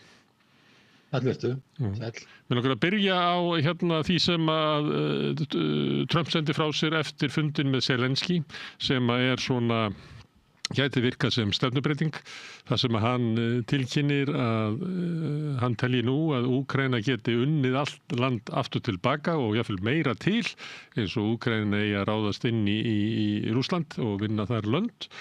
Þetta stefnubreiting. Hann hafði í sumar verið að segja að Zelensky og Úkraínumenn yrðu að setja sig við það að missa einhvert land fyrir frið. Hvað lest þú í þetta, Hilmar Þór? Ég veit ekki hvað hann hefur fyrir sér, hvort hann hefur eitthvað nýtt mat frá Pentagonum að staðan á Úkraínu og vígvöllinu sé eitthvað miklu betri heldur en að hefur verið talið áður. Hann hafði áður sagt við Zelensky að ef hann myndi halda stríðin áfram ætti hann að hætta að tapa öllu landinu. En ég held hann sé að velta þessu máli svolítið mikið yfir á Evrópu. Það er að segja, hann er búinn að segja að frekari vopnakaup fyrir Úkraínu fari í gegn þessi að kaupa vopn frá Bandaríkjunum, en Evrópuríki verða að greiða það, NATO-ríki Evrópu, það er einhver ríki sem hafa lagt sig, SAS myndi gera það allavega að segja í framkvæmdastjóri NATO og það. Og hann er að velta þessu yfir á Evrópu og svo er hann líka búinn að segja það að því Evrópa og Zelensky hafi verið að pressa á Bandaríkin að setja 100% tolla á Kína og Indland vegna viðskipta við Rússland. Þá var hann búinn að segja Evrópu að hún verið að gera það líka eða jafnvel fyrst áður og þá myndi Bandaríkin líka fylgja eftir og það er eiginlega algjör ómöguleiki fyrir Evrópu að leggja 100% tolla á Kína og Indland, sérstaklega Kína. Þannig hann er bara, mér finnst að vera að velta þessu málu, hann segir í þessum færslu á Truth Social, hann talar að Evrópa og held ég á NATO muni standa fyrir þessu en ekki Bandaríkin, þannig að ég veit ekki hvað hernaðlegu sjónarmið hvort að staðan hefur eitthvað breyst á vígvöllunum sem hann upplýsingar frá Pentagon, ég veit ekki það, ég efast það, en ég held að hann hafi síðan nokkuð snjall í því að láta Evrópu sjá þetta og ef að stríði tapast þá er hægt að segja ok, Evrópubúar keyptu ekki nógu mikið af vopnum af Bandaríkjunum í stríði, Evrópa var ekki tilbúin að leggja þess að tolla á sem að hann bað og þetta er Biden stríð og svo er þetta núna stríð Evrópu en ekki hans, þannig mér finnst hann sé bara afhenda Evrópu þetta vandamál og Bandaríkin standi svona í ákveðinni fjarlægð frá þessu. Þannig að þetta sé ekki nýtt mat á hernaðarstyrk á vígvellinum, heldur sé þetta sölumaðurinn sem er að tala og út frá því að hann reyndi eða til þess að hafa reynt að koma á friði, slökkva á stríðinu, taldi það að vera hagsmuni Bandaríkjanna að draga Rússland ykkur leyti inn í nær sér og frá Kína en hann tekst það ekki vegna einarðar afstöðu Evrópuríkjanna á bakvið Úkraínu sem að fallast ekki á þær friðartillögur sem hann hefur verið að leggja fram. Þá vindur hann sér til Evrópu og segja þið getið haldið áfram að halda þessu stríði, ég ætla ekki að gera það, þið getið keypt vopn af mér og það er bara gott fyrir bandarískan efnahag, þannig að þið haldið áfram að fjármagna stríðið á vígvellinum og ég skal taka upp ykkar sjónarmið að það sé möguleiki á fullnaða sigri á vígvellinum bara vegna þess að hendar mér efnahagslega að þið kaupið vopnin en ég ætla að halda mig eins langt frá þessu og skilja þetta stríð eftir hjá ykkur. Stríðið í Úkraínu hefur enga sérstaka öryggisók við Bandaríkin og gjöra svo vel, einhvern veginn þannig. Já, ég held að sé búin að átta sig á því að hann virtist telja að því að hann tala mikið um það að Putin sé mikill vinur sinn að til dæmis held spurning í Alaska það væri nóg að halda flottan fund og með mikilli viðhöfn og að það verður bara að gera þetta bara þannig og síðan myndi Pútín að því að þeir hafa haft gott samband og séu vinir að þá hafa verið að leysa það þannig. Ég held að hann sé búin að átta sig á því núna, ég er bara að giska á þetta, ég held að hann sé búin að Trump sé á sig á því að það verður ekkert sami, það eru heiminn og haf á milli aðila, hvað Úkraína vill annars vegar og stutta við Evrópu og hvað Bandaríkin hafa verið að reyna að gera, við erum komið með einhverja málamiðlanir, hann sé búin að átta sig á því það gangi ekki upp og já, þá getur Evrópa bara unni stríði og vígvöldum með hún vill og Úkraína en hvort að hann nefndi það ekkert, ég sá ekki í þessu assessment hvort þetta væri þessari fæstafs, hvort að hann væri með einhverja greiningu, einhvern mat frá Pentagonum að staðan á vígvöldum hefði gjörbreyst í Úkraínu í hag. Ég sá ekkert það, þannig ég veit ekki hvað hann hefur fyrir sér í því að halda það að Úkraína geti núna allt í einu farið og tekið all landið tilbaka sem hún er búin að tapa. Ég sé ekkert það, annað en þetta er þessi fullyrðing og við vitum náttúrulega að Donald Trump hann er þekktur fyrir að breyta skoðanir og skipta skoðanir með litlum fyrirvara. Ég hef ekkert séð þetta eða frá einhverju öðru landi sem verið að meta stöðuna að staðan á vígvöldum hafi gjörbreyst. Ég held að Trump, hann átti sig, hann getur ekki samið og þá er bara að segja Evrópubúum, ok, þið eigið þetta mál og þið getið fengið ykkur vopn hjá okkur og þið skulle bara gera þetta sjálfur og þið skulle líka, ef þið eru að byggja okkur viðskiptaþvinganir á Kína og Indland sem er raunverulega ómöguleiki fyrir Bandaríkin, þá skulle þið gera þetta fyrst sjálf sem við vitum að gerist ekki. Þannig að mér finnst þetta að vera nokkuð snjallt hjá honum. Og hann er að reyna að græða sem mest á þessu, hann er að láta Evrópuþjóðirnar fjármagna vopnakaup til Úkraínu sem eru meira og minna kaup á bandarísku vopnum og hann er líka að þrengja Evrópu varðandi kaup á olíu og gasi frá Rússlandi sem að í samningnum við Evrópusambandið til dæmis þá var gert ráð fyrir stórkostlegum kaupum Evrópu á gasi frá Alaska sem að mun náttúrulega verða Evrópu ansi dýrt að flytja það alla þá leið. Þannig hann virðist líka vera að ýta undir það að Evrópa kaupi meira af olíu og gasi af Bandaríkjunum. Já, svo líka er búið að gera samning það að Bandaríkin fá sinn kostnað í Úkraínu endurgreitt ekki auðlindir. Þannig að Trump er ekkert að reka ykkur á góðgerðarstofnun. Hann er að reka fyrir land og hann er að hugsa sína hagsmuni og þjóðaröryggishagsmuni Bandaríkjanna eins og bara maður myndi búast við. Við erum alltaf að reikna með því að lönd hugsi fyrst og fremst sína hagsmuni, sitt þjóðaröryggi og sína hagsmuni. Og Bandaríkin er ekkert öðruvísi en önnur lönd að þessu leyti. Ég meina Trump er ekki að reka Rauða kross stofnun. Og hann mun reyna að tryggja hagsmuni Bandaríkjanna sem mest. Evrópa hefur algjörlega ofmetið vilja Bandaríkjanna til að vera í löngu stríði í Evrópu og sérstaklega erum að tala Eystrasaltsríkin og Pólland algjörlega ofmetið Bandaríkin að Bandaríkin sé tilbúin að standa í löngu stríði sem kannski er óvinnalegt og búin að reyna að koma með málamiðlanir sem öllum er hafnað jafnóðum og svo bara hafa Bandaríkin öðru að neppa. Það er Austur-Asía vegna vaktar Kína sem er mikilvægt fyrir Bandaríkin og svo náttúrulega ástandi í Miðausturlöndum svo slæmt og þannig að þau hafa bara öðru að neppa og svo eins og þú varst að nefna áðan þá til lengri tíma litið hefur Bandaríkin viljað ná einhvers konar samkomulag yfir Rússland vegna stórveldasamkeppni við Kína og það er náttúrulega eitthvað sem Trump var að hugsa þegar hann bauð Pútín til Alaska held ég og það var líka það sem þegar hann var að tala við á G700 í Kanada þá var hann óánægður með þegar Pútín væri ekki þarna. Ég held að, og hann sagði það bara beint í forsætisráðherra Kanada, ég held að hann vilji ná þessu samningum við Rússland en ég held að hann sé búin átt að segja að hann næri ekki samningum og þá getið þið þarna í Evrópu og Úkraína bara átt þetta. Og þá reynir að spila bara sem bestu stöðunni fyrir Bandaríkin. Já, ég meina ef þú ert Bandaríki þá náttúrulega hugsar þú, ég er ekki að segja að Bandaríki sé vont fólk eða vont land, en ég meina hann er að hugsa hann er búin að reyna að koma með málamiðlanir. Það hefur alltaf verið slegið á fingurna á hann, þannig hefur komið með málamiðlanir. Þetta sé ekki hægt. Og hann hefur gefið það í skyn að það sé hægt að gefa til einhvern land, eitthvað svolítið. Það hefur alltaf verið stoppað af. Trump hélt ræðu í Sameinuðu þjóðunum í gær. Það var náttúrulega mátti merkja á þeirri ræðu að hann hefur ekki mikla trú á Sameinuðu þjóðunum eða alþjóðakerfinu svokallaða. En hann var með svona sérstakar pillur eiginlega til Evrópu. Hann var að segja að þau lönd var á leiðin til helvítis. Það var fyrst og fremst vegna tvennt sem hann nefndi, annars vegar áherslu þeirra á aðgerðir í loftslagsmálum sem að hann taldi að væri stórt svik og þau lönd myndu fara illa sem að myndu reyna að beita efnahag sínum og orkukerfi til þess að vinna gegn hamfaralínun.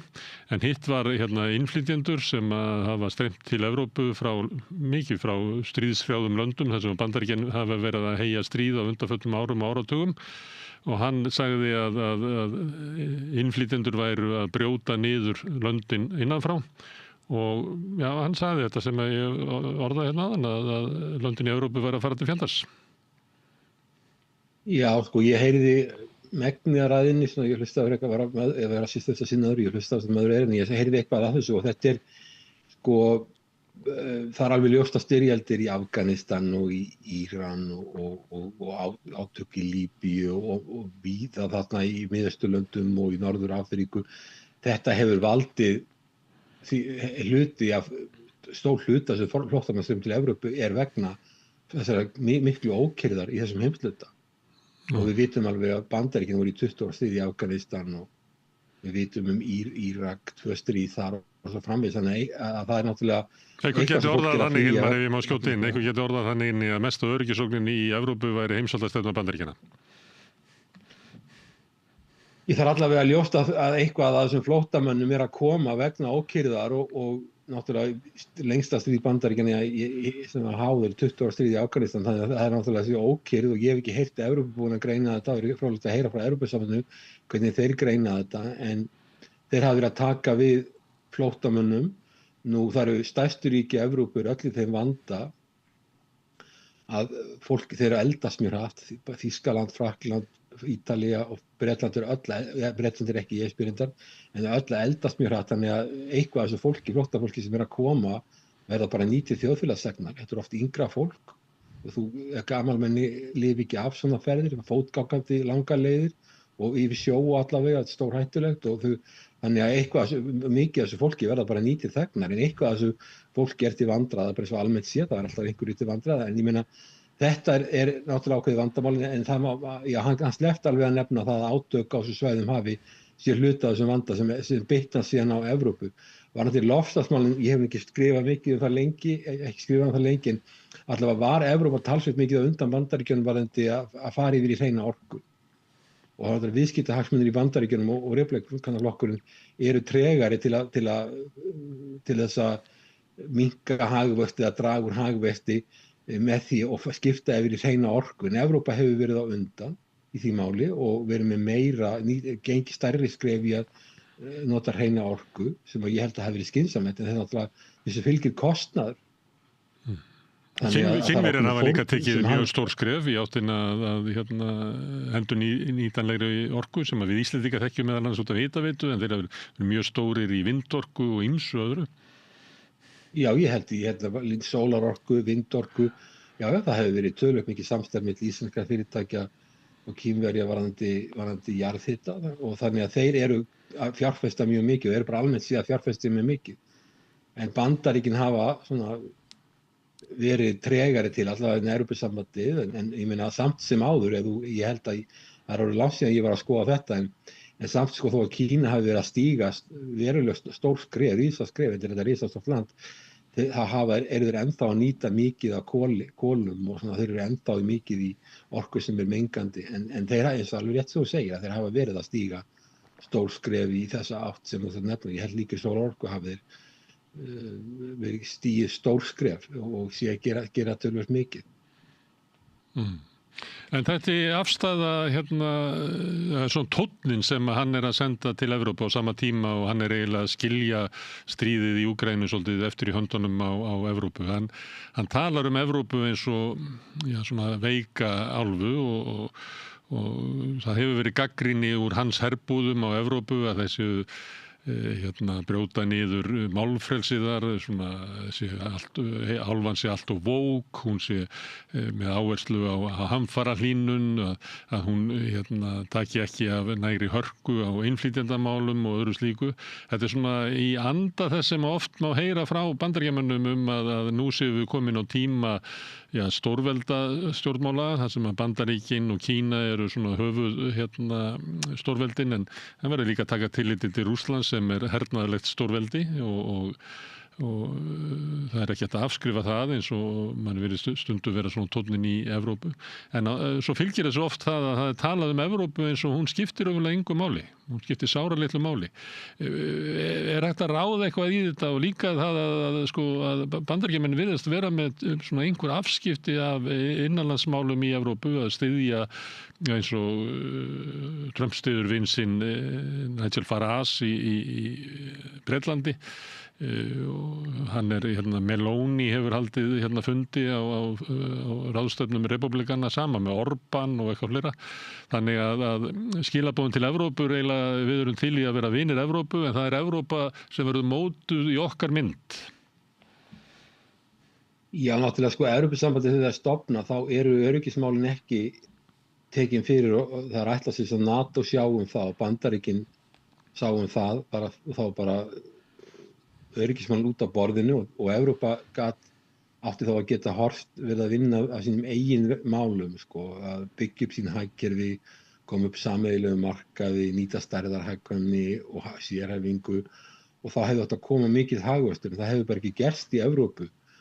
Og svo núna, eins og þú veist á, reyna að heimta það Evrópuríki borgi 5% af verkli landsframleiðslu til öryggismála eða varnarmála, sem að flest Evrópuríki ráða ekkert við. Þannig að hagsmunir Bandaríkjanna og Evrópu ekki átt til sömu og ég velti fyrir mig hvað mun gera ef að NATO veikist mikið, ef að löndin sem get ekki borgað þetta, standa sig ekki, að þau og NATO muni veikjast, Trump muni dragast, Trump eða einhver annar forseti sem kemur eftir honum, varaforseti sem núna eða hver, muni draga Bandaríkin meira út úr NATO, þá held ég þetta geti snúist við að Evrópa muni fara að horfa meira til Kína að auka viðskipti við Kína og Bandaríkin fara að skipta minna máli. Ég meina það að Bandaríkin sköffuðu öryggi fyrir Evrópu eða sá öryggi fyrir Evrópu var náttúrulega mikill sparnaður fyrir Evrópu og svo löndin voru þau ekkert að standa við sína skuldbindningar mörg þeirra til NATO og það virðist vera liðin. 10 ríkisfjármála Bandaríkjanna í erfiðri stöðu og mér finnst að Bandaríkin sjálf ætla ekki að fara í 5%, þú sést eftir í tíman eru að borga svo mikið að þarna Evrópa getur gert ekki við. Þannig að þetta mjög erfitt fyrir Evrópu og já, ég held að hann ber ekki mjög mikla virðingu fyrir Evrópuleiðtogum, flestum og það hefur bara komið fram á fundum og Evrópa er í vandræðum, en ég veit ekki alveg hvernig þetta mun teflast. Ég held að það séu líkur á því að ef að Bandaríkjanna hafa svo til lengst þá fer Evrópa að snúa blaðinu við og ef að NATO veikist mikið þá verður Evrópusambandið að fara alveg að skoða sína stöðu og þessar hugmyndir Trump ekki bara þessa 5% af verkli landsframleiðslu til varnarmála heldur líka Evrópa leggi ofurtolla á Kína og Rússland. Þetta mun bara brjóta Evrópuhagkerfi niður. Og þannig að það bara og maður sér það alveg á fundum þegar á NATO fundum að Trump hann ber ekkert mikla virðingu fyrir Evrópuleiðtogum almennt séð, en það sástu það að á síðasta NATO fundi í Haag að hvað smjaðri fór í miklar hæðir hjá Evrópuleiðtogum til að reyna að hafa Trump góðan, þannig að þetta er mjög sérstakt ástand. Já. Og maður horfir á það svolítið undrandi að sjá Evrópu sem að einhver leyti gæti maður sagt að hafi svona sogast inn í stefnu sem að Bandaríkin hafa viljað reka og þú hefur nú bent á það að til dæmis þegar var fyrst talað að Úkraína ætti að ganga í NATO að þá voru Evrópuleiðtogar sem að vöruðu við því en það var látið undan vilja Bandaríkjanna.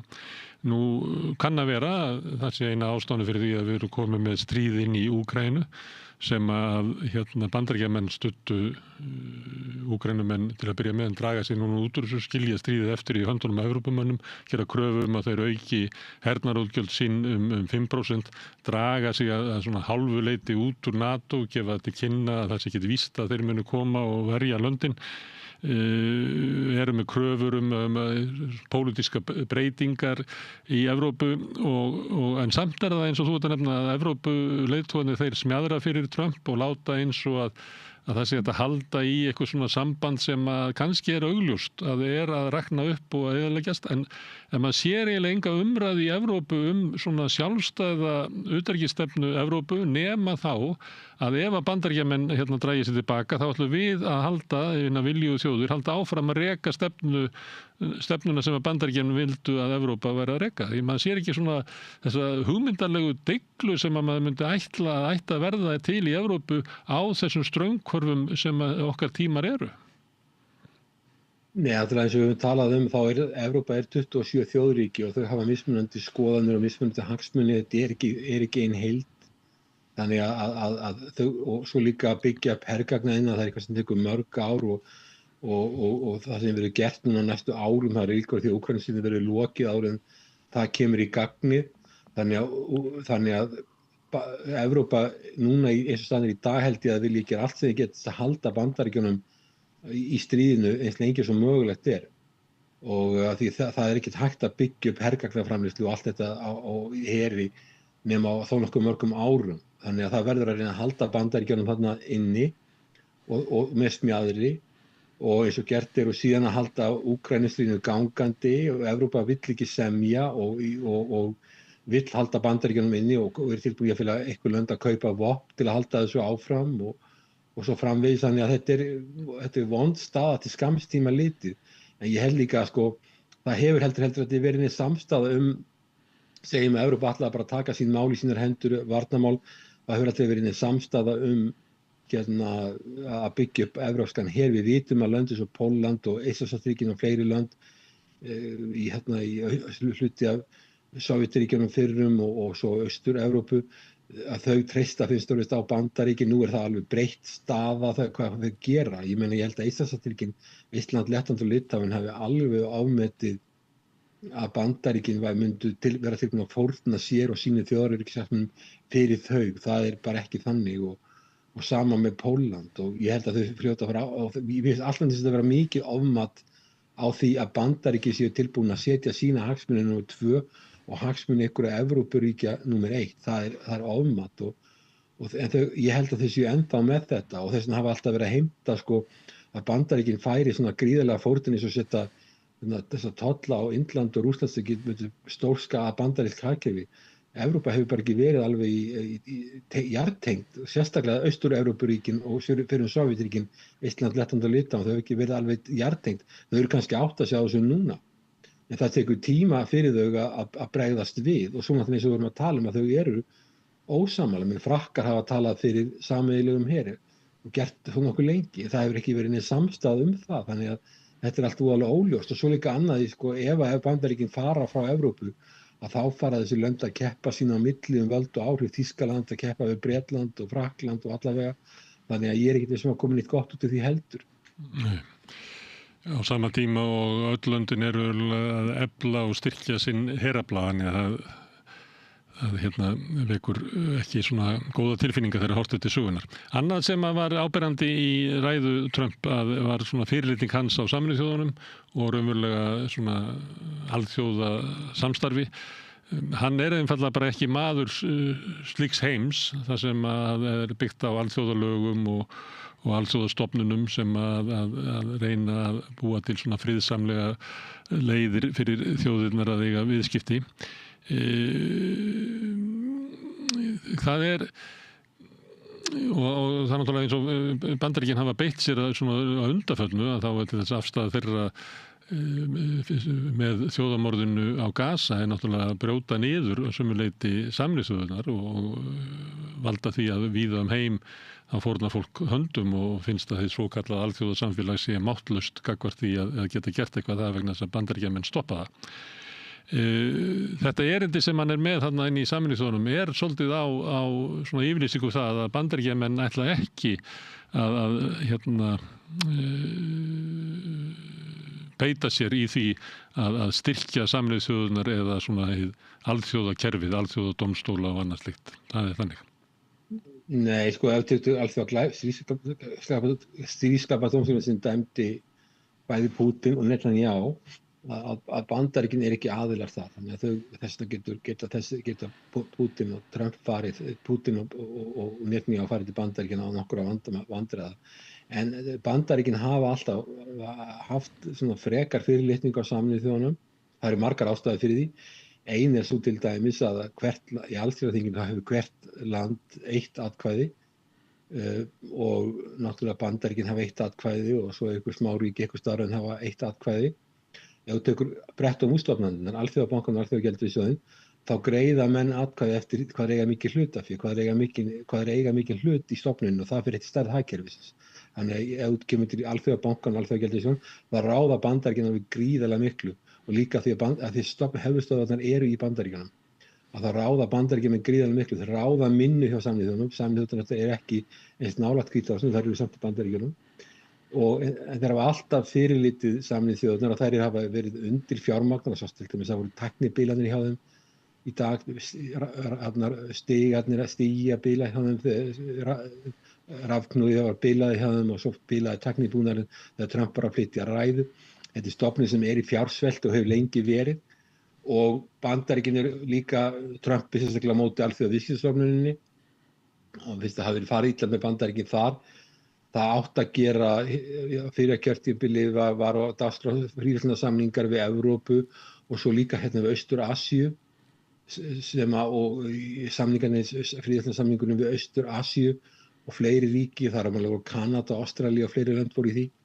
Hann slá því af, Kína var ekki með í því, þannig að þá hefði maður haldið að ef Bandaríkin vildi styrkja sig í Asíu þá væri snjallt að vera aðila samningum í löndum svo ASEAN það sem að Kína væri úti, en hann sló það líka af, þannig að hann ekkert hrifinn af fríverslunarsamningum og hann því hrifnar af tollum og þetta vekur athygli, ég núna í Austur-Asíu, þetta vekur athygli því að sko ASEAN var stofnað eitthvað 57 eða eitthvað að fólk sem að stjórnar í Austur-Asíu-löndunum, Austur-Asíu-ríkjunum, þetta fólk sem að elítan miklu leyti lærði í Bandaríkjunum. Hún fór til Bandaríkjanna og lærði hvað frjáls viðskipti verið mikilvæg og þau getur skilað hagnaði, þetta kallað gains from trade, það sem allir eru betur settir á eftir og mikil viðskipti, stærðar hagkvæmni og mikil sérhæfingu.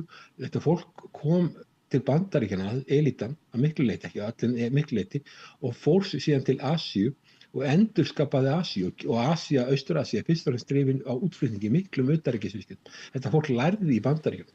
Það kom svo hingað og fór að stjórna þessu löndum eftir skólabókinni sem þau lásu í Bandaríkjunum. Sjálfur hefur kennt alþjóðaviðskipti í Háskólanum á Akureyri í mörg ár og það eru 3 bandarískir höfundar eftir bókinni og mikið af þessari bók fjallar bara allan hag sem lönd hafa viðskiptum og fyrirtæki og sýna fram á það fræðilega og dæmi og hvað fríverslunarsamningar skipta miklu máli og samtökur svo ASEAN og þar yfir Evrópusambandið og sameiginlega marka og allt þetta. Þetta fólk líka í Evrópu lærði þetta. Núna búið að snúa þessu allar á hvolf og Bandaríkin á Bretton-Woods-fundinum 1954 meðan stríðinu var að ljúka, þá var líka lögð áhersla á gríðarlega á opið viðskipti og afnema alla kvóta og lækka tolla eins og hægt væri. Þetta var Bandaríkin sem höfðu forist þetta og svo þarna var byrjað að ræða GATT sem síðar var til, sem var samningur en ekki stofnun, síðan var alþjóðaviðskiptastofnunin stofnun sem á 1995 sem var framhald af þegar GATT var lagt niður og það tók stofnun við. Þannig að Bandaríkin höfðu forist þetta að koma og þessi hagkerfi sem hér eru í Austur-Asíu sem eru mörg með gríðarlega mikinn hagvöxt og eru eflast og verða sterkari, það sem þau hafa gert það sem að elítan lærði í bandarískum háskólum.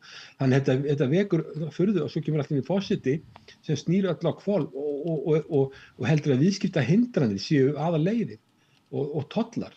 Þannig að þetta vekur furðu og svo líka vekur líka furðu hvað Trump harðhentur við hefðbundin bandalagsríki eins og Japan, Suður Kóreu, Evrópusambandið og Ástralíu og þessi lönd sem eru hefðbundin bandamenn Bandaríkjanna. Þannig að sko menn viti ekki alveg hvað það sem stendur veðrið í þessu máli. Já. Þannig að Trump í stafni þeirra sem að breyta alþjóðakerfinu og það Evrópa og fleiri þurfa að endurmeta samskipti sín við Bandaríkin. Þú ert að tala eins og Eystrasaltslandi sem að trúðu því að Bandaríkin myndu verja sig fyrir Rússlandi en þurfa að endurskoða það. Þau gjörsamlega ofmeta þetta. Ég hef gert þetta í 20 ár og ég hef alltaf verið að segja þeim að mér ágætlega við Bandaríkin. Ég við Íslandi við starfum við Bandaríkjanum í seinni heimsstyrjöldinni. Við vorum í samstarfi við Bandaríkin. Okkur var boðið í NATO. Það voru Bandaríkin sáu fyrir því og okkur var gerð tvíhliða varnarsamningur. Ég hef átti veltið fyrir mér sko að Íslandi lýsir við sjálfstæði 17. júní 1944 að það liði síðan í 1. júní 1944 og 1. júlí 1944 komið stór sendinefnd til Bandaríkjanna á Bretton Woods fundi sem ég var að tala áður, það sem var lögð áhersla á að búa til nýjan arkitektur fyrir alþjóðaviðskipti og fyrir allt heimshagkerfið með því að setja fót lykilstofnanir eins og Alþjóðabankann, Alþjóðagjaldeyrissjóðinn og síðan GATT sem var síðan alþjóðaviðskiptastofnun. Þetta var allt gert og Ísland var komið þarna, sendinefndin var komið þarna út frá Íslandi bara það voru litin 13 dagar frá því að landi lýsti við sjálfstæði. Þetta getur ekki hafa verið neinn tilviljun. Það verið búið að ákveða fyrirfram að við myndum lýsti við sjálfstæði, Bandaríkin myndi viðurkenna okkur og síðan eru við strax tengin í alþjóðakerfið. Þetta hefur allt verið plottað. Okkar reynsla af Bandaríkjunum alls ekki slæm og ég hef sjálfur tekið þátt í varnarmálinu að semja við Bandaríkin og manni líkaði vel við þetta fólk. Þannig að Bandaríkin ég ekki halda að ég missi illa við Bandaríkin. Ég lærði Bandaríkin, búið í Bandaríkinum í 10 ár samtals. Verið í mörgum fylgjum og kennt við marga skóla þar. Þannig að sko, mér ekki illa við Bandaríkin. En Bandaríkin hljóta að hugsa sína hagsmuni og ég hef verið að segja við þá að þau verið að athuga það að Bandaríkin ekki einhver stór mamma. Bandaríkin eru land sem hugsa sína hagsmuni, sína þjóðaröryggishagsmuni fyrst og fremst og þau geta ekki treyst neitt á þau.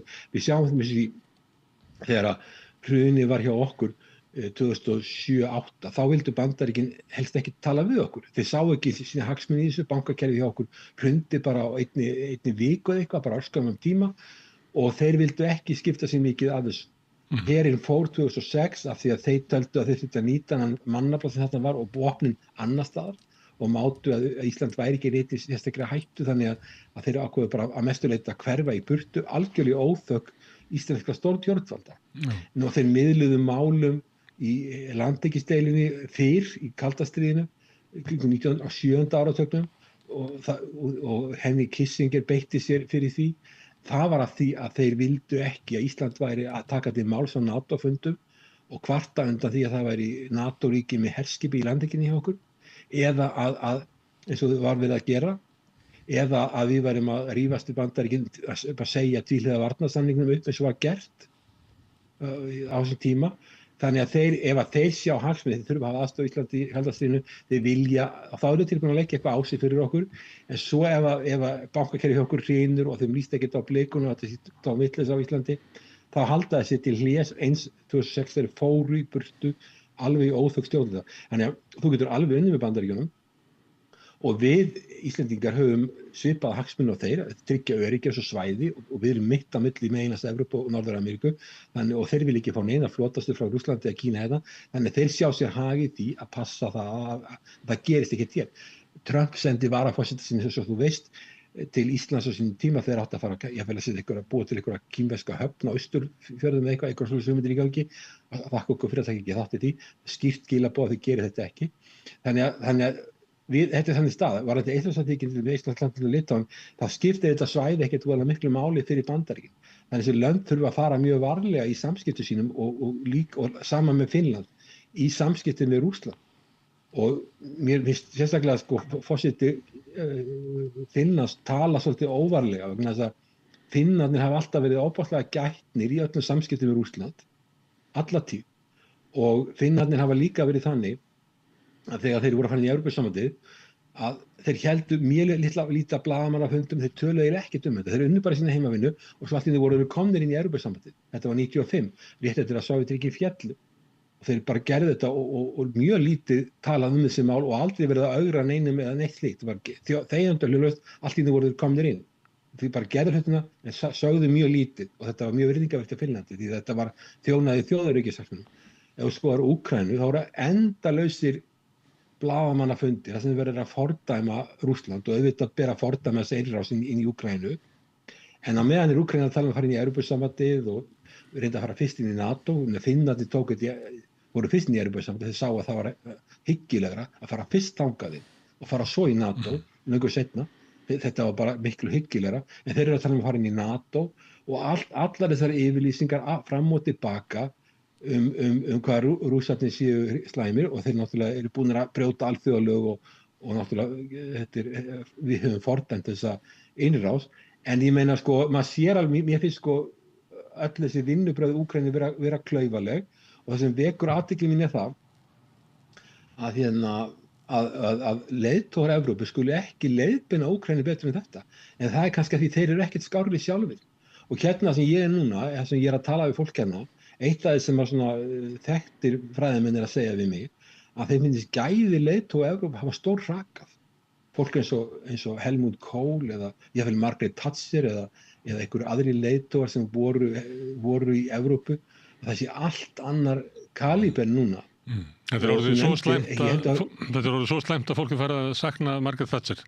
Mér langar að spyrja það einu hérna í lokin. Já, hún allavega var hún tók við Bretlandi alveg ofboðslega erfiðum tímum og hún keyrði verðbólgu niður sem var, sko, þú ræddir á það að það var slæmt ástand að hún tók við í Bretlandi að þeir voru komin til alþjóðagjaldeyrissjóðsins. Hún keyrði verðbólguna, það voru miklar fórnir, en ég meina sko, ef þú tekur Winston Churchill, það eru leiðtogar í Evrópu sem voru leiðtogar, en ég meina, og ég er engin Thatcheristi, en allavega henni tókst á sínum tíma að ná verðbólgunni niður 20% niður í eðlilega verðbólgu og það var svakalegt átak og það hefði ekki allir leiðtogar geta gert það. Auðvitað hafði það síðan félagslega afleiðingar, en það er bara á gæði leiðtoga Evrópu er komið alveg ofboðslega langt niður sem að sýni sér í þessari hugmynd að þessi coalition of the willing að senda NATO-hermenn inn í Úkraínu og halda að það sé eitthvað lausn.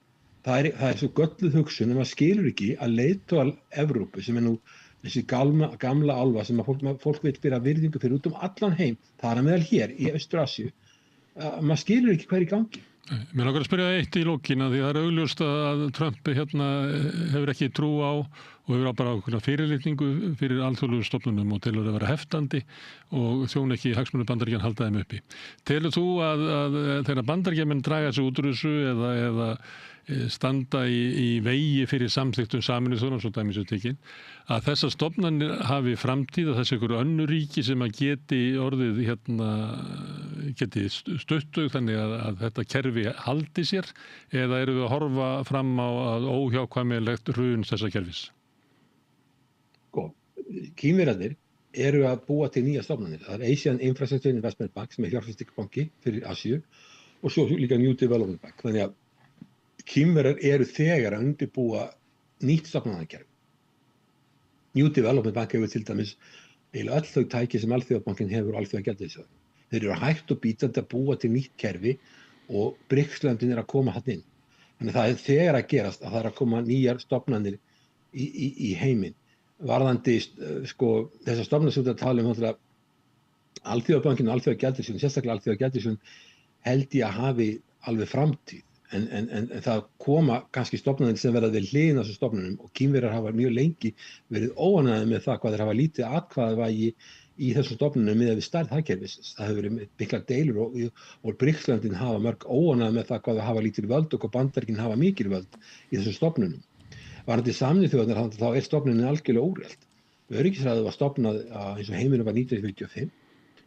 Indland er ekki þarna inni til dæmis, það er ekkert múslimaríki þarna, það er ekkert Afríkuríki sem hefur fast sæti í öryggisráðinu, það er ekkert Suður-Ameríkuríki sem hefur fast sæti í öryggisráðinu, Bretland hefur ekki misbúið þess að láta Indland hafa sitt sæti, þannig þetta er stofnað eins og heimurinn var 1945. Svo náttúrulega þetta sem við vitum að með neitunarvaldið sem gerir öryggisráðið sem eina stofnunin sem svona eitthvað kveður að og hefur ákveðin völd að neitunarvaldið hefur eyðilagt öryggisráð þannig að það til dæmis þegar verið að samþykkja eitthvað löndin eru sammála eitthvað varðandi Gazasvæðið að þá beita Bandaríkin neitunarvaldi í því máli. Þannig að stofnunin bara óttalega, ekki bara að rúllustugarnir séu bilaðir hjá þeim og tæknibúnaðurinn þegar verið að flytja erindi séu bilaður, heldur bara að stofnunin hún tímaskekkja að töluverðu leyti. Þannig að, og líka þetta að Trump hefur ekki þau völd sem hann vill hafa þarna og það löngsaga Bandaríkin hafa oft verið treg til að greiða sinn hlut inn í Sameinuðu þjóðirnar, vilja skera sinn hlut niður vegna þess að þau telja ekki að þau hafi nægilega mikil áhrif þarna inni. Það öðru máli gegnir með Alþjóðabankann og Alþjóðagjaldeyrissjóðinn, þá greiða þau meira og þau fá líka, geta nánast, haft mjög mikil völd í þessum stofnunum og halda hinum niðri, eins og ég var að nefna Kína og Indlandi og Rússlandi, þau hafa minna vægi í atkvæðum heldur en þeim finnst að stærð þeirra hagkerfis beri til. Þannig að ég held að Trump hafi aldrei séð inn alþjóðastofnun sem hún var ekki illa við og hann vill vinna einhliða. Hann telur að Bandaríkin séu það stórt land, stórt hagkerfi, að þeir geti beitt sér einhliða og náð meira út úr því og auðvitað eitthvað til í því ef þú stórt ríki þá getur þú ítt kostnaði yfir á smærri ríki en ef þú gerir það við bandalagsríkin eins og Evrópusambandið og þú gerir það við Japan og Suður-Kóreu þá kemur að þessi lönd fara að sjá þetta og þau fara að grípa til aðgerða og auka sín viðskipti og samninga og samskipti við önnur ríki. Þannig að til lengri tíma liti getur þetta haft afleiðingar fyrir Bandaríkin sem ég ekki viss að sé góð í þeirri stórveldasamskiptum sem núna ef það vekur alveg sérstaklega athygli að Bandaríkin sem í 25 ár, þar á meðal í fyrir Trump-stjórninni, lagði alveg sérstaklega áherslu á það að bæta samskipti við Indland.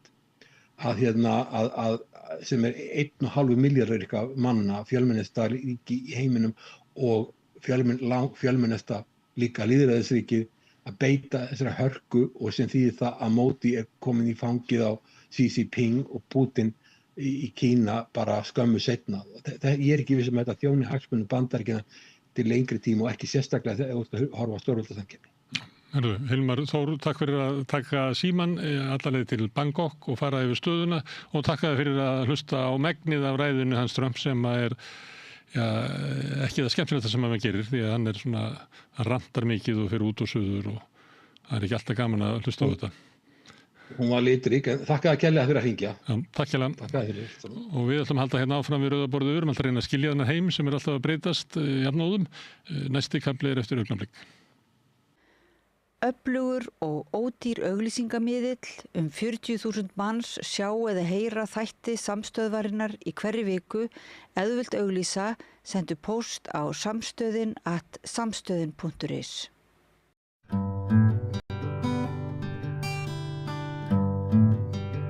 Já, það meira í heiminum heldur pólitík og á bak við pólitík getur verið annars konar hugmyndafræði eins og sagt það getur líka verið trúarafstaða og handlegt líf, þjóða og fleira. Við höfum reynt að átta okkur aðeins á nýja hægrinu í Bandaríkjunum sem kannski ekki svo nýtt sem að byggir á evangelískri kirkju, þjóðursinnaði, hvítri. En nú ætlum við að fara að gera eitthvað allt annað. Við ætlum að fara til Kína og reyna að átta okkur á því hvort að taoismi og konfúsíusarspekin hafi raunverulega áhrif á hvernig það ríki að þróast og hvernig það hegða sér í samfélagi þjóðanna. Og hingað er komin Ragnar Baldursson, sérfræðingur Kína, stjórnmálafræðingur. Við vorum nú að ræða þetta, að brjóta þetta aðeins niður og tala Konfúsíus síðar en tala Tao núna.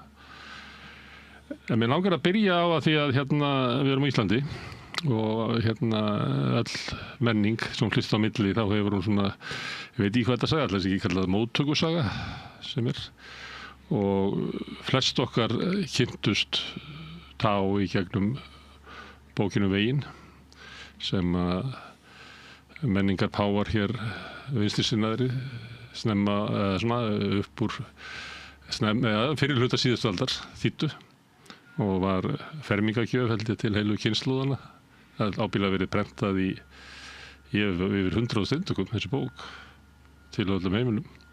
Er þetta sú bók, og þau kynni sem ég hef haft af Tá, er þetta góð innsýn? Já, þetta vel þýdd bók, þannig lagað, tungumálið gott og hún var til heima á mínu heimili.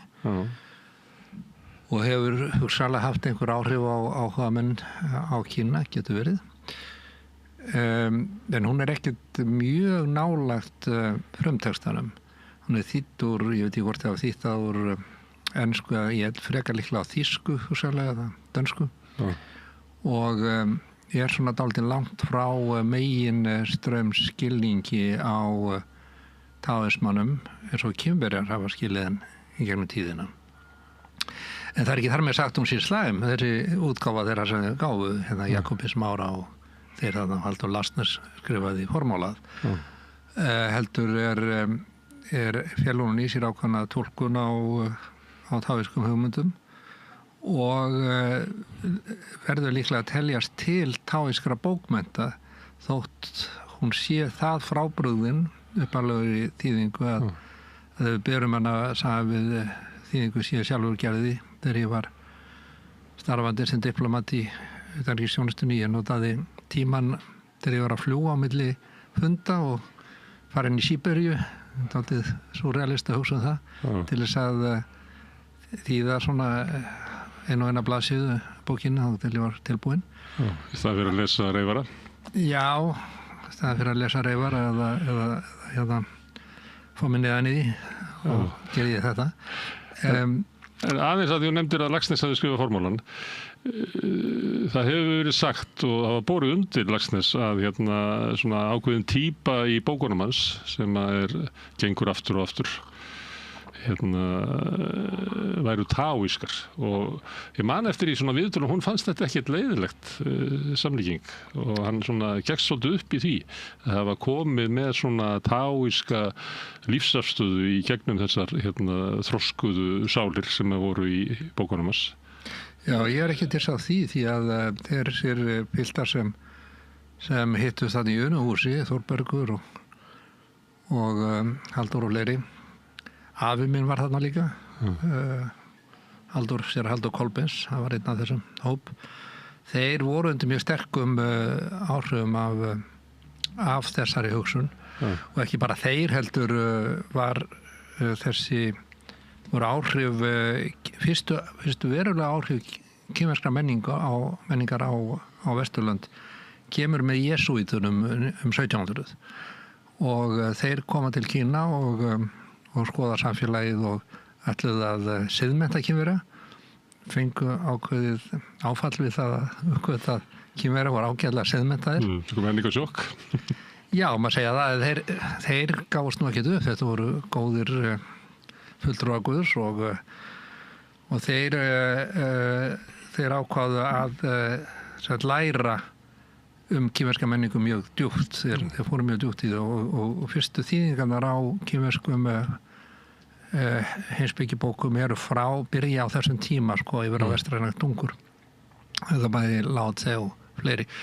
Þessi áhrifum meðlans bryttast hjá Rousseau, impressionismin og til þess bókin Emil sem allir íslenskir unglingar verða að lesa þegar þau voru að byrja að læra dönsku, held ég, í lok 19. aldar þá var þessi bók til hjá hana, en þess að ég hef vært bókásafni frá afa mínum og báðum öfum og fleiri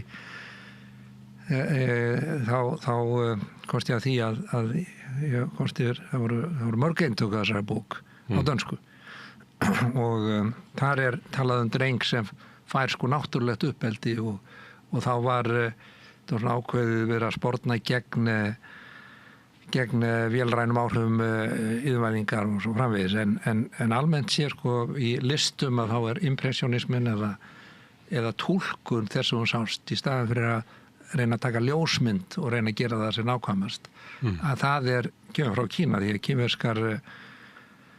kínversk myndlist hún túlkun á því hvernig það er til mismunandi tegundir. Það er einn sem er svona nákvæm eftirlíking af einhverju munstri eða einhverju myndum, sko, mjög nákvæm í einvít, og svo þessar kínversku landslagsmyndir og þær eru mjög táískar. Og þær eru af áhrifum landslagsins á mig. Já, það er áhrifin, það er líka önnur atriði, það er að þegar landslagið er túlkað sem heild og það er alltaf eitthvað mannlegt í því, þannig að það er maður eða himinn og jörð og svo er einhver maður sem er að fiska einhver staðar eða einhver að fara yfir og þetta skilar sér inn í, sko, síðan breytist náttúrulega impressionismin á Vesturlöndum en þessi hugmynd að sýna áhrifin á einstaklingin, það skilaði sér mjög vel. Þannig að þetta er mjög skiptengin. En jesúítarnir, þeir voru klókir trúboðar og þeir settu sig vel inn í menningu þeirra landa sem við fóru til. Í þeim tilgangi að flétta hana saman við kristina og eiginlega sannfæra fólki sem þar bjó að það væri nú ekki svo stórt skref að fara yfir kristina því að raunverulega hefði Jesú nú verið svona líkur þessu og þarna hefði þetta verið og allir þessi frægi eru þarna, en það væri það óskiljanlegt fyrir kristin mann að halda öðruvísi væri það, því að Guður hlýtur að skilja eftir spor sinni í öllu sköpunarverkinu og í okkur, hann skapaði mannin í sinni mynd og þarf undir göttunum. Jú, þakka fyrir þessa lýsingu á kristinni vegna þess að hún er svona endurspegla hvernig okkar kynslóð skildi kristina. En ég er ekki þessum að kynslóðin, ég hefur segja miðja svona 500 eða þegar Vilhjálmur Sigurvegari lagði undir England haft þessar skoðan á kristinni, ég held að það verður svolítið öðruvísi. En jesúítarnir, ég held að þeir hafi byggt svolítið á þessari svona hugmynd að þeirra hlutverk væri að koma kristinni til viðkomandi menningar og viðkomandi fólks á sömuleyti á forsöndum sem að fólki gæti skilið. Já. Og líklega ef þeir hefðu litið á að það væri andstæð kristinni að þá hefðu þeir barist í gegninni, en gerðu það ekki, heldur fléttu það inni. En það sem ég ætlaði að spyrja var hvort að því að taóismi kemur til Vesturlanda í gegnum þá, hvort að þá hafi komið með honum sko þeirra túlkun að það væri eiginlega verið að svona hálffara með hann í áttina að svona trúabrögðum og guðstrú. Ég held að jesúítarnir hafi gegnt miklu mikilvægara hlutverkin almennt gera sig grein fyrir því að eins og myndist á að þessi náttúru fara aftur til náttúrunnar og hugmyndir Rousseau og fleiri að hún er undir áhrifum af þessum tengslum eða kynningu jesúítanna á kínverskri menningu og ekki alltaf, sko, ég held að þetta ekki alltaf verið í ritunum sjálfur, heldur kannski bara í því að þetta voru menntamendir frá Evrópu sem fóru til Kína og dialektikin, hún kemur inn í vestræna heimspekju þetta leyti, Hegel með dialektiska skýringu heiminum og síðan taka marxistandir það og breyta því og gera þetta einhvers konar tvíhyggju en hérna er áfram dialektik og síðan þegar verið að tala sögu vestrænar heimspeki þá er þetta rakið til einhvers heimspekis í Grikklandi sem eiginlega kemur ekkit inn í heimspeki sögu Vesturlanda fyrir en allt í henni segja að þetta er dialektik og þess vegna kom það er ekkit svoleiðis. Ég held að dialektikin hjá Hegel og marxismanum að hún hafi og hérna Engels að hún hafi raunverulega komið til fyrir áhrif frá einmitt jesúítunum og að skilningur og líka að áhrif þeirra hafi raunverulega líka breytt svo lítið kristinni trú á Vesturlöndum bæði af þessari kynslóð sem afi minn var af sér Halldór Kolbeins og Halldór Laxness og þessi menn að þeir voru í reyndar að fikta bæði við Halldór var líka reyndar í kaþólskunni. Ég held að bæði við kaþólskuna og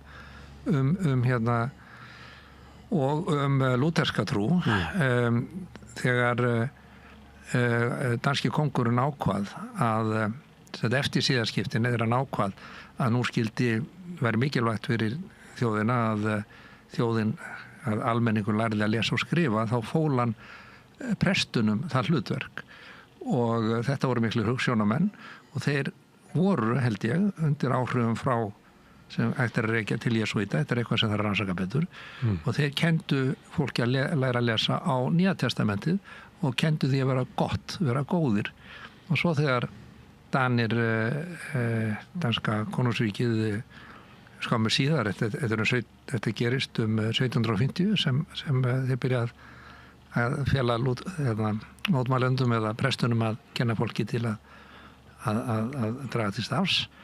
Þá skellur Napóleónsstríðið á og englendingar þeir stela flotanum af Dönum og ekki nóg með það, þeir taka norska hlutan af danska konungsríkinu og láta Svía fá það. Takaði með Eyrarsundstóllinn. Já, Eyrarsundstóllinn og það allt saman og síðan, og þetta náttúrulega hvernig almenningurinn skili þetta öðruvísi sem þetta var refsing Guðs fyrir hérna hvað yfirstéttin og hvað konungurinn hafði hegðað sér óguðlega, hann hlyti hafa syndgað. En fram að því að þá voru þeir ábyggilega samfærður það að ástæðan fyrir því að Dönum gekk svona vel í þessari heimsvaldastefnu sinni, voru nokkra nýlendur og voru öflugt sjóveldi, að það væri vegna þess að þeir nytu velþóknunar Guðs, en það breytist upp úr þessu og síðan einnig kynslóð seinna þá kemur Bismarck og ákveður að taka þessi furstadæmi þarna Slesvík og Holstein úr danska konungssambandinu og gera það þýsku og mér skilst víst að danski kóngurinn hafi spurt hvort að það geti ekki þá Danmörk geti ekki líka verið þá með í því konungssambandi og þannig fengið neitandi svar sem er náttúrulega skiljanlegt sko núna þegar ég sé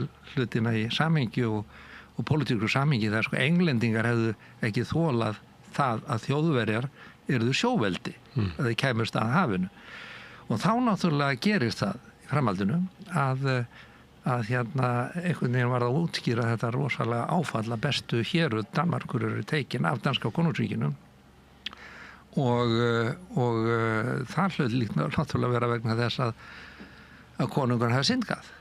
Þannig að þegar við heyrum það á Vesturlöndum að í stjórnmálasögunni að konungurinn hafi neyðst til þess að láta undan kröfu nýrar borgarastéttar það að færa inn meiri pólitísku völd að það nú kannski ekki alveg svona einfalt heldur getur það líka verið vegna þess að hans eigið vald að það hafði dregist og saman vegna þess að hann hafi syndgað og Danir urðu eftir þetta líeglað og þetta þessi Danir Danir eru mjög öflug iðnaðarþjóð í rauninni en þeir eru ekki að hafa sig frammi þeir finna alls konar tækni, þeir eru stærsti svínaframleiðendur í heimi og svo framvegis og hérna Það voru nú ansi svona grófir nýlendu herrar grænlendinga eins og að koma alltaf betur og betur fram. Já, það er einhverja leifararnir en þeir héldu sig vera að gera eitthvað gott vegna þess að það sem þeir gerðu þar var að grænlendinga voru á nýlendustíginu voru á steinaldarstíginu og til þess að kristna þá og útskýra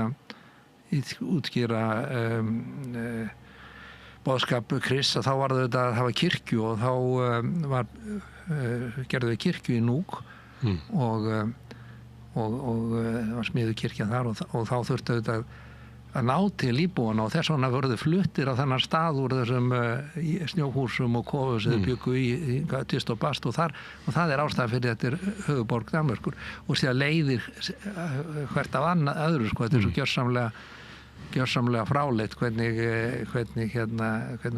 tekur þjóð á steinaldarstíg sem ekki hafði steina til að gera verkfæri úr og svona ég byrja lítið blaka af Dönum en þeir auðvitað en það var svona þeir voru ekki að hrópa hátt þetta og þeir skamma sín alveg rosalega fyrir þetta og ég veit ekki hvernig þeir hefðu gert þetta öðruvísi í sjálfu sér en þetta er svona út úr við ætlum að byrja að tala um taoisma. Já, en þegar taoismin kemur til Evrópu, hann kemur hefur áhrif í listum og heimspeki og fleira og með dialektík og svona, en hvað er það í taoismanum sem er svona ólíkt, hvað ég var að segja, ég getur sagt náttúru eða heimskynjun hérna í vestrinu?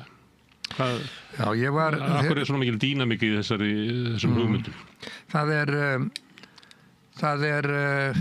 Hún raunverulega byggð í skilningi forkynverja og kynverja alveg til dagsins í dag á eðli heimsins að hann sé stöðugri þróun og breytingum og breytingar, þær eru algildar og allur hérna og eilífur sannleikur raunin ekki til. Það veröldin síkvik. Hún síkvik og það kemur fram sko og varðandi þýðingarnar á bókinu Veginn að þá yfirleitt bara að þýða heiti hennar sem vegur, bókinu Veginn og dygðina, að það misvísandi. Ég veit ekki alveg hvernig þeir átt að þýða öðruvísi, en vegur í okkar skilningi hefur verið lagður og hann fastur og niður njörvar og alveg saman þó hann sé vegur sem vegur kristninnar eða vegur mismunandi hugmyndafræði, að þá er hann fastur. Það er bara vegur sem þú fylgir og þú ætti ekki að fara út af honum. En í minni þýðingu þá notaði orðið ferli fyrir þýðingu þessu orði, tá, íslenskri, eins og kölluð það raunverulega framburðurinn dá. En eitt vegur og annað leiðin að einhverju. Þú þarft ekki lagðan veg til þess. Það er líka einn ólagði vegur. Já, en vandamálið að við getum ekki lagt veg á Vesturlöndum á þess að festan og niður njörvan og byggja hann svo rækilega að það ekki að keyra út á honum. Þannig að það er grundvallarmunur og í fyrsta setningin í bók ég lendi í vandræðum, ég byrjaði að þýða þetta þá þegar voru til 3-4 þýðingar, ég held þessi núna 5-6 sko, af bókinu Veginn á íslensku og enskun það yfir 100. Hvað heitir þýðingin þín? Já, hún heitir Ferlið og dygðin. En þú segir þegar þú ert að tala við mig þá kallar þetta bókinu Veginn? Já, það er vegna þess að allir Íslendingar þekkja sem slíkt og ég er ekki frá því þegar ég gefið út næsta ég muni kalla þetta gefið út af Íslenska bókmennafélagi, elsta félagi á Íslandi.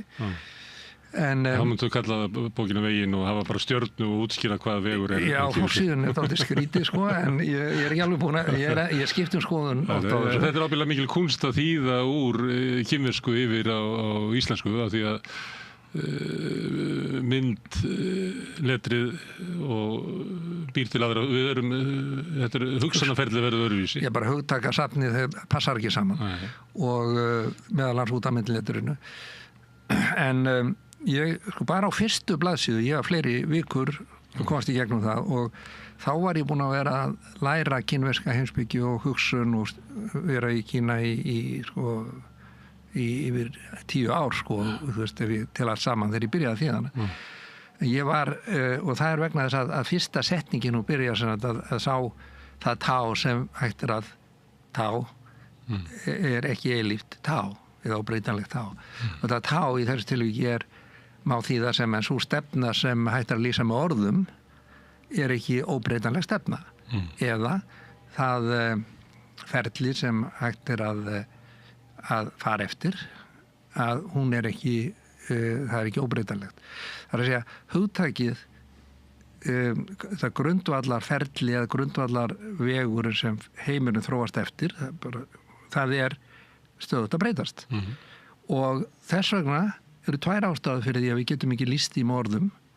Það er annars vegar það að skilningur okkur á þessu ferli eru auðvitað takmarkaður meðal annars vegna þess að það er ennþá í gangi og svo líka vegna þess að skilningu manna er takmarkaður gerfigreindin er að reyna að ná okkur en það er ekki þar með sagt og mun skilja allt. Við segjum þetta hérna við Rauðaborðu, við erum alltaf að reyna að skilja heiminn sem við lifum í. En leið og við öðrum skilninga þá er heimur búin að breytast. Nákvæmlega, þetta er þekkingafræðilegt. Þetta er táísk afstaða sem við höfum hérna við. Nákvæmlega, þú tileinkaðir þér táíska afstöðu og það er ekki undarlegt vegna þess að ég frá upphafi innvæðingar að þá byrja heimurinn að þróa svo hratt að það þýðir ekki að vera að tala um það að einhver sé niðurnjörvað og þetta sé óbreytanlegt og alþjóðlega svo ég þetta eða hitt sko vegna þess að þau breytast vegna þess að seinni heimsstyrjöldin hefði ekki verið möguleg ef það væri þannig að alþjóðalög væri óbreytanleg. þá hefði þau ekki verið brotin og allt saman brotið upp og byggt upp nýtt. Og nú voru að tala um að þetta er hitt sem við erum að gera á þessi árás eða þessi skilningur sé óbreytanlegur en Guð almáttugur, það er, já ég kalla það Guð almáttugur, hann breytir þessu öllu saman, alltaf stöðugt. Þannig að þetta og þessi hugmynd, þessi hugsun frá forsögulegum tíma í Kína og hún hefur haldið áfram alveg fram til dagsins í dag. Inngróin inn í kínverska menningu, heimspeki og afstöðu. Já, þar sem mín þýðing segir ferlið sem hægt að lýsa, það ekki eilífa ferli eða eilíft ferli, ekki óbreytanlegt ferli. Og næsta setning sem mér minnir að í bókinu sem Halldór Laxness las hafi verið það nafn sem við gefum því ekki óbreytanlegt eða eitthvað svoleiðis. En í rauninni það er enga komur eða punktar í upphaflega textanum og við getum og næsta setning, hún nöfn sem hægt að nefna ekki óbreytanleg nöfn eða varanleg nöfn. En orðið nafn í forkínversku hefur líka merkinguna hugtak, þannig að getur sagt að þau hugtök sem hægt að segja með orðum að þau eru ekki eilíf.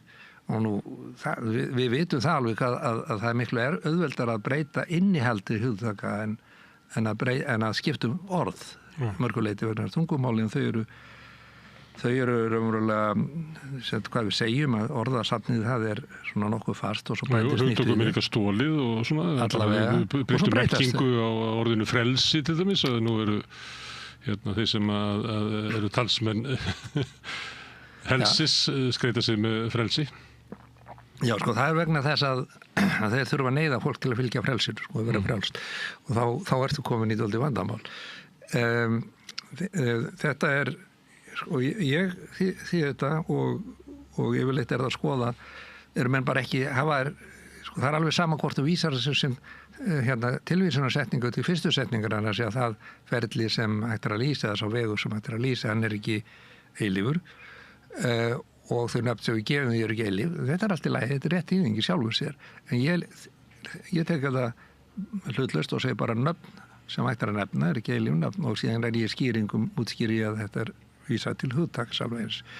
Þannig að kristnin fyrir 1000 árum þegar Vilhjálmur Sigurveri réðst inn í England að þá var hann alveg samfærður það að hann myndi sigra vegna þess að Pávinn hafði lýst yfir stuðningi við hann var með merki það var með fána Pávans og hann hafði Guð með sér, Guð myndi styrkja hann. Þar hann var algjörlega samfærður það og það hafði áhrif á það hvað hann var sigurviss og hann sigraði.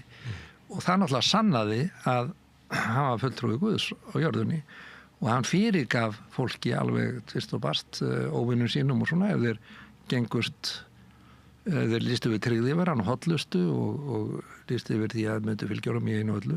En svo þegar þeir náttúrulega sviku hann vegna þess að þetta voru gamli víkingar á báðum megin að þá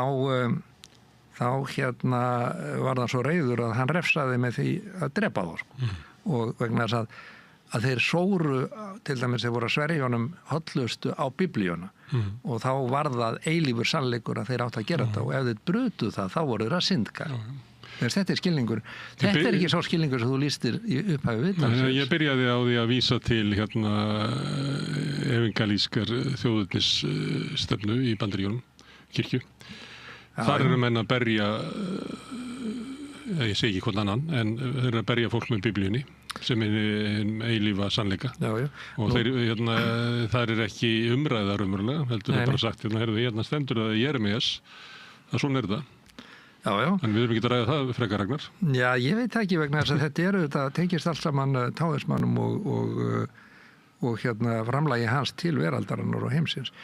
Því að segja með jesúítana þeir fara þarna til Kína og þá komast að því að Kínverjar hafa ekki neitt hugtak einhvern skapara sem þeir skapað himinn og jörð og allt hugtakasafni passaði ekki saman en eins og voru með Ragnar, má ég aðeins skjóta inn aukasetningu spurningu hérna. Hvernig stendur á því að Kínverjar hafa það ekki? við getum farið heiminn og við finnum sköpunarsögu bara eiginlega næstu hvar sem Já, hvernig stendur á því að Kínverjar hafi ekki þá sköpunarsögu? Nú eru þeir mikið svona forferðarvirðing og eitthvað fleira. Hvernig stendur á því að þeir eru ekki með sköpunarsögu? Þeir eru með sköpunarþjóðsögn sem dálítið sérkennileg og ég man hann nú ekki alveg. Það var einhvern risa og svo fæðast mannkinn að því en heimspeki afstæða þeirra til tilverunar sem allir þekkja. Og þetta var bara þjóðsaga sko, og það er engin sem trúði því sko. Það er ekki það er eins og kannski með rifbeinið úr Adam sem skapaði konuna, ég held að trúi því nú allan okkur. Það er fólk sem þykist trúa því? Já, það er ekki í Biblíunni, ég veit ekki hvað sem er að því sko. En allavega þá er það þannig að samkvæmt sko Yin og Yang og bókbreytingarna sem er annað gamalt kínverskt fornrit, að þá var í upphafi ekkert og síðan verður til eitt og einu verður til tvennt sem skiptist og þá hefur breytingar eitthvað tvennt og af því verður til þrennt og af því fæðast öll fyrir bara veraldar. Þetta er þeirra sköpunarsaga, þetta er taoíska skilningurinn á því hvernig heimurinn var til. Þeir náttúrulega ekki veltaði fyrir sér þetta með Big Bang eða eitthvað slíkt en það upphaflega það er eitthvað sem er eining, það er ekki breyting Þetta er sköpunarkrafturinn Þetta er hluta þeirra hugsun sko, að það voru því svona og síðan hafa þeir náttúrulega í gegnum tíðina þá myndast þeir með siðgæði, það er byggt á fjölskylduna alveg, og líka siðgæði ríkisins og siðgæði mannana, það er allt byggt á fjölskyldu tengslum og í kínverskri menningu að þá er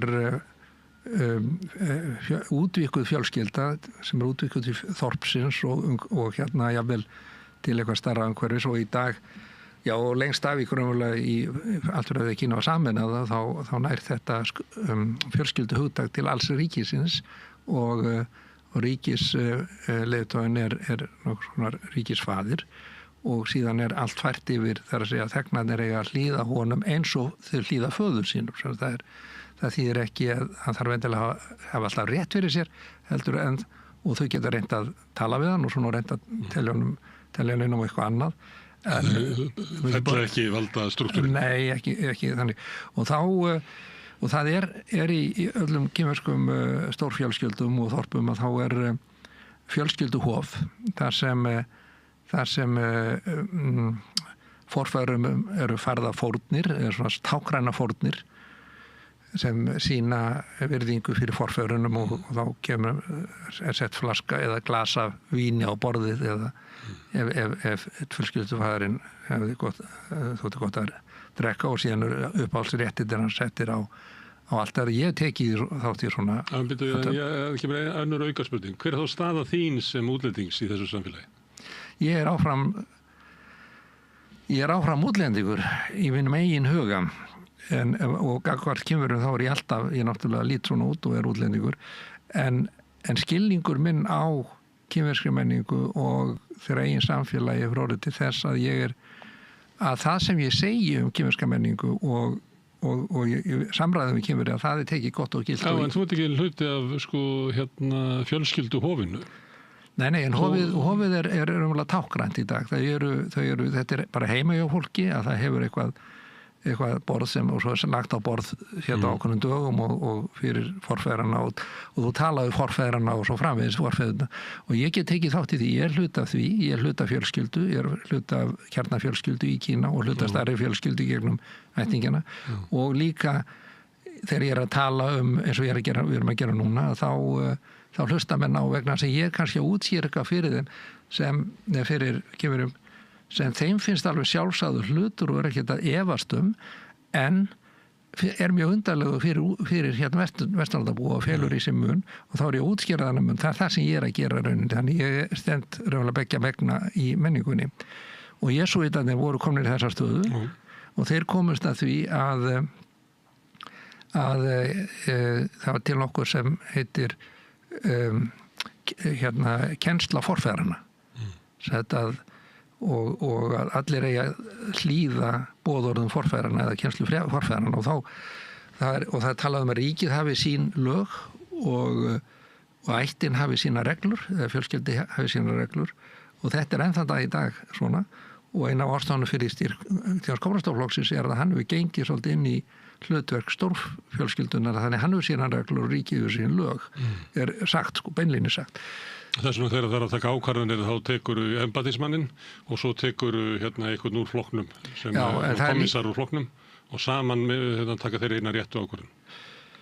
Eina ákvarðan sem er rétt í því samhengi þegar hún er tekin vegna þess að hún mun örugglega breytast og þetta er afstæða sem hafa en það er þannig að yfirleitt eru þær ákvarðanir sem fjölskyldan er að skipta sér að og þetta er á líka við flokksdeildir á hverjum stað.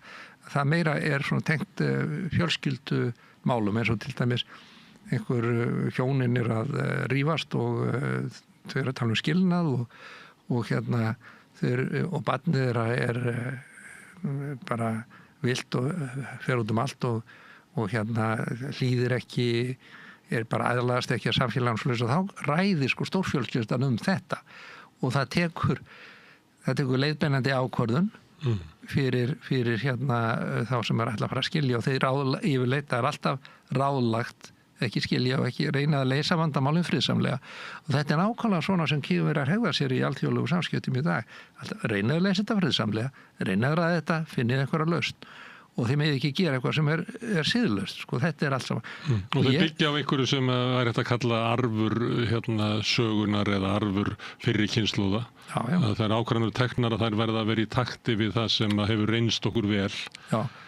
og það er breytilegt vegna þess tímandi breytast vegna þess þeir raunverulega eru þeirra skoðunar að heimurinn breytist það sé ekki alltaf hlutin þess ekki alltaf þetta er ekki boð sem þú færið þarna úr sögunni frá ættinni í sögunni heldur er þetta svona höfum við gert og þú getur nota það sem leiðsögn með því að endurskapa þá visku inn í þitt líf og táknin fyrir þetta Zhongjiao það er Zhongjiao því er umlega kennsla forfæðurna Zhong eru forfæður og í Jiao er samansett tákn annars vegar á vinstir hluta táknsins að þá er tilvísun til siðgæðis það er að segja það er lítið tákn af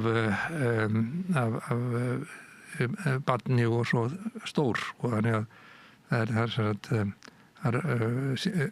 það er siðgæði sem mótast af samskiptum foreldra við barna og það er gagnkvæmt eins og allar kínverskar dygðir síðan á hægri hluta táknsins að þá er menning og það eru mentir það er eins og að læra að skrifa og reikna og eitthvað svoleiðis en svo er þar fyrir utan eitthvað sem forfeðurnir eru ekki að skipta sér á að það er handverk og iðnaður en þetta er sem sagt Zhongjiao kennsla forfeðrana að þegar jesúitandi byrjuði að kynna þetta fyrst fyrir Kínverjum og reynda fyrir Japanum líka við skilst að orðið Zhongjiao hafi fengið merkinguna trú í því samhengi að jesúískir eða það voru Portúgalar sem komu til Japans og þeir voru náttúrulega með prest með sér og hann var að reyna að útskýra fyrir þeim að Guð hefði skapað heiminn og eitthvað og þeim áttu afskaplega erfitt, það var mjög erfitt að skilja þetta Japanum og samengildi með Kínverja og tólkurinn því að þeir eru að tala Zhongjiao kenningar kennslu forfeðra sinna og jesúitandi tóku þetta þá upp fyrir trúarbrögð þannig að orðið fyrir trúarbrögð með sem búddismi var ekki kallað trúarbrögð beinlínis heldur er það bara búddismi er kennsla Búdda það er kenning hans en ekki skilað með sama hætti því að það er ekki sköpunarkraftur eða einhver skapandi í búddismanum að þá fær þetta orð Zhongjiao þá merkingu sem það hefur í orðabókum þessi trúarbrögð, en það er bara nýtt það er síðustu 200 árin eða svo og þó eru kommunistarnir að tala um það að kommunistaflokkur í Kína tala um að félagir flokknum eigi ekki að hafa trúarbrögð og það náttúrulega stenst ekki raun og veru vegna þess að þeir eru á sama tíma að segja að fólk eigi að treysta því sem forfeðrar hafa kennt og sem ríki kennir, þannig að í þessum hefðbundarskilningi þá hafa þeir alltaf þessa fordæmi forfeðrarna sem á að fylgja og þessi nýja merking hérna að kennsla forfeðrarna skuli hafa vera trúarbrögð, að það var mjög erfitt sko aftur vegna þessar tvöföldu merkingar í kínverskunni sem jesúítandi kom inn, að þá þurfti þeir að þá að útskýra sko hversin eigum við þá að vera að trúa ykkar kennslu, ykkar forfeðra, vegna þess að Konfúsíus segir meðal annars að það megi ekki vera það sé raunverulega móðgandi að dyrka guði annarra þjóða og menningarnám. Já, það sé bara móðgum við þá. Já, það er svona menningarnám eins og við talaðum í dag að apa upp kultúr annarra. Já, við höfum okkar menningu, við skulum bara stoltir af henni, en síðan náttúrulega til að setja þetta í samhengi þá taka þér hugtakið yfir himinn og jörð sem náttúra og taka himinin og jesúítandi kenndu það sem himnaföður og það var það sem þeir tóku inn. En ef við snúðum, sko, ef við veldum sem síðan fyrir okkur hvernig það snýst, því að þeir réðust ekki í gegn jesúítandi gegn siðgæði kínverja yfirleitt, þar að segja að börni ætti að hlýða foreldrum og þau skyldu treysta vinum sínum og þú ættir að menn átti að sína skynsemi og þeir átti að hegða sér vel og fylgja síðum og sama, sko, jesúítandi tóku þetta allt saman upp. Og ef við lítum á kaþólskun í dag til dæmis, að það var í kaþólskunni þá talaðum að fólk geti fengið syndaaflausn og í einhverja sem nýju trúarbrögðum þá getur raunverulega haft beint samband við Guð og beðið hann að fyrirgefa þér eitthvað þú hefði syndgað, haldið fram hjá konunni eitthvað og hann fyrirgefur þér og getur bara gert þetta beint. Og þetta var til þess að á svona í okkar tímum að það hófum við upplifað að það er mikið það er breyting í hegðun kirkjunar að því leiti að í stað fyrir að vera afneitun gegn hérna nauðgunum presta á ungum drengjum og hérna og nauðgunum og ósiðlæti og svoleiðis að það er ekki nóg fyrir prestin að fara þá til sínspress og biðja syndaaflausn heldur er þetta spurningin að þetta sé siðlaust, ólöglegt og siðlaust, að það er orðið eitthvað sem kirkjan er farin að boða, að það þurfa að vera þessi kirkjan. Þessi synd kirkjunar sjálfur og hún verði ekki að viðbútt. Já, og hún verði að það verði að hérna til þess að fólk treysti í kirkjun og þá var alltaf komið kínversku hugtak inn í þetta. Það er að segja kínverjar sem fara til Vesturlanda og hafa alist upp í kínverskri menningu, ef þeir taka trú á eitthvað, þá er það vegna þess að þeir treysta þessari trú, ekki vegna þess að þeir halda að allt sem hún segir sé rétt. Það er að segja að Guð hafi skapað daginn akkurat, heiminn akkurat á 6 dögum og hvílt sig á þeim 7. eða þessar kenningar séu rétt, vegna þess að það er ekkert rétt í þeim skilningi, það er allt í breytingu. Og kaþólskan er farin að hegða sér eitthvað með þessum hætti, það er að segja hún er farin að leggja áherslu á traust og ég hef verið að veltaði fyrir mér nýlega að hvort að það sé kannski rekja til áhrifa að jesúítani eða á þetta breytist allt saman. Sem að þeir sóttu til Kína. Já. Það er svolítið svoleiðis, Ragnar, að þú rekur í allt sem við hugsum og gerum til Kína. Já, Kínverjarnir náttúrulega hafa allt mikil árið, já. Þeir eru eina stórveldi heims sem er ennþá við líði. Já, eina stórveldi fornaldar, Já, eina stórveldi fornaldar frá forsöglegum tímum sem er ennþá við líði og þeim hefur tekist að lifa það af þannig að það lítur að vera eitthvað sjálfbært við það dæmi.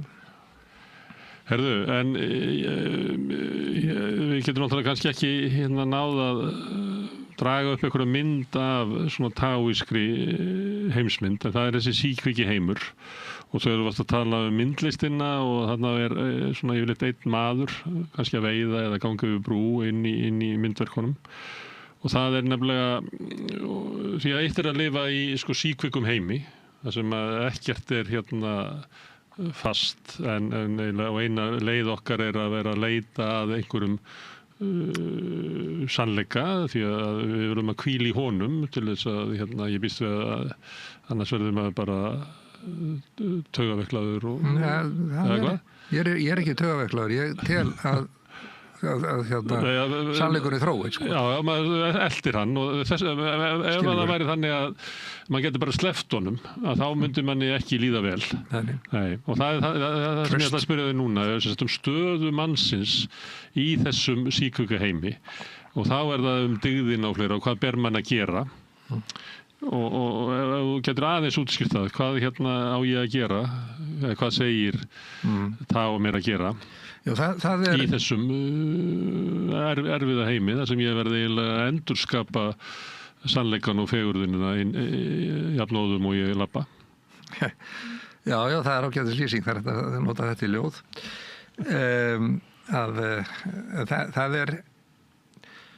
Það er þannig að konfúsísminn, hann kemur upp það er bæði konfúsísmi og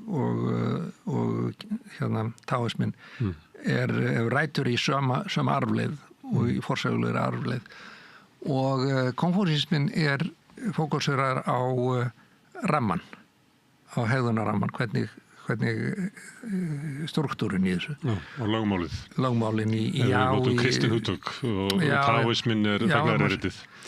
Já, en þetta er allt saman tengt og bókin á veginn náttúrulega talar stjórnsýslu í rauninu þó ég er vissum að flestir sem hafa lesið þetta hafa ekki tekið eftir því og það er talað það að stjórnspekingurinn hann leysir ekki mikil vandamál, ekki stór vandamál hann leysir smávægilega vandamál og síðan heldur þetta áfram að vandamál heimsins eiga sér lítið fjörlegt upphaf. Þannig að þú átt að bregðast við vandamálum áður en þeir koma fram. Leysa vanda áður að vera vandamáli. Það er taoíska ástæðan. Þetta er mjög almenn lýsing. Það er alveg sama hvað struktúru hefur.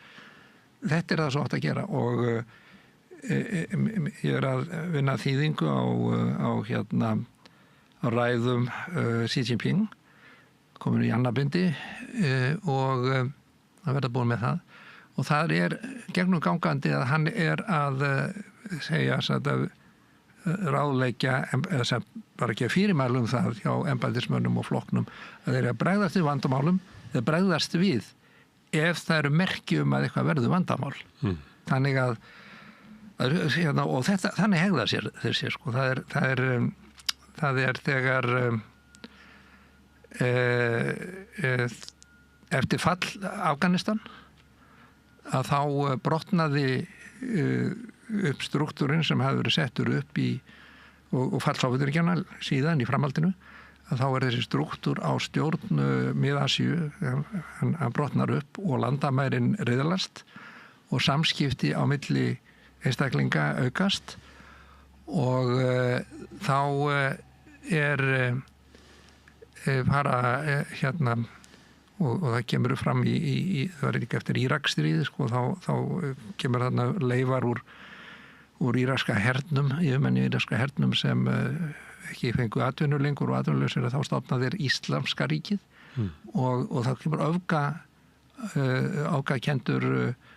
öfgakendar kenningar Íslam fá byrjundi báða vangi í þessu rótleysi sem varð og reyndar vandamálin í Afganistan kom meðal annars til vegna að þessir öfgarsinnuðu íslamistar að þeir voru fjármagnaðir af Vesturlöndum til þess að ráðast gegn Sovétríkjunum og Sovétríkin gáfust eftir 10 ár í að gera það á kommunistum, það gekk ekki og þeir hrukku aftur inn í eitt bálkaformið og lærðu það að það eina sem gildir þetta vopnin og síðan í framhaldi af þegar þetta fór úr böndu með róttæku islamismanna þá ráðast Vesturlönd og reyna á Afganistan og reyna að koma böndum á hann og kenna honum í samræðu vestrænar kenningar hvernig eigi að hvernig vestræna samfélag það fullkomna vestræna samfélag sem söguþróunin þróast að hjálpa þeim að stökkva inn í það. Það er að segja lýðræðislegt og frjálst ríki þar sem konur og karlar hafa jafna rétt og sérfræðingar í kynjajafnrétti og í mannréttindum og í stjórnsýslu og svo framvegis að þeir eru sendir og hópsálfræði og svo framvegis, þeir eru sendir inn í Afganistan og Ísland tók meðal annars þátt í þessu og sendi þangað einstaklinga í að boða afganum fagnaðarerindið og gerðu þetta í heilan kynslóð, 20 ár þá voru við að þessu og tók það og ungar stúlkur sem voru í kannski 2-3 ára þegar þetta byrjaði, það voru 23-24 ára þegar þetta hrynur allt saman og þá voru það búin að læra það er eiga rétt og jafnrétti en samfélagið það bara flippar tilbaka til ættbálkasamfélagsins og eina sem þeir lærðu að þessari þvingun að það var að byssan ræður, sá sem heldur á byssuna hann ræður og það eina sem við gerðum að gera hlutin bara miklu, miklu verri og taóíska leiðbeiningin stjórnun að það er talað að stjórna með aðgerðaleysi að ferlið það aðhefst ekki það bara og þróast og breytist og stjórn mannleg samfélags á að endurspegla þetta með aðgerðaleysi þannig að ef þú verður ekkert varfið að því að sé stjórnað að þá er stánaður. Það er fullkomin stjórn. Já, fullkomin stjórn. Og ég man eftir því þegar ég var nú að byrja að lesa hana bókinu Veginn og reyna að skilja þetta, komin heim til Íslands og var blaðamaður, ég held að það var í fyrsta skiptin sem við hittust reyndar.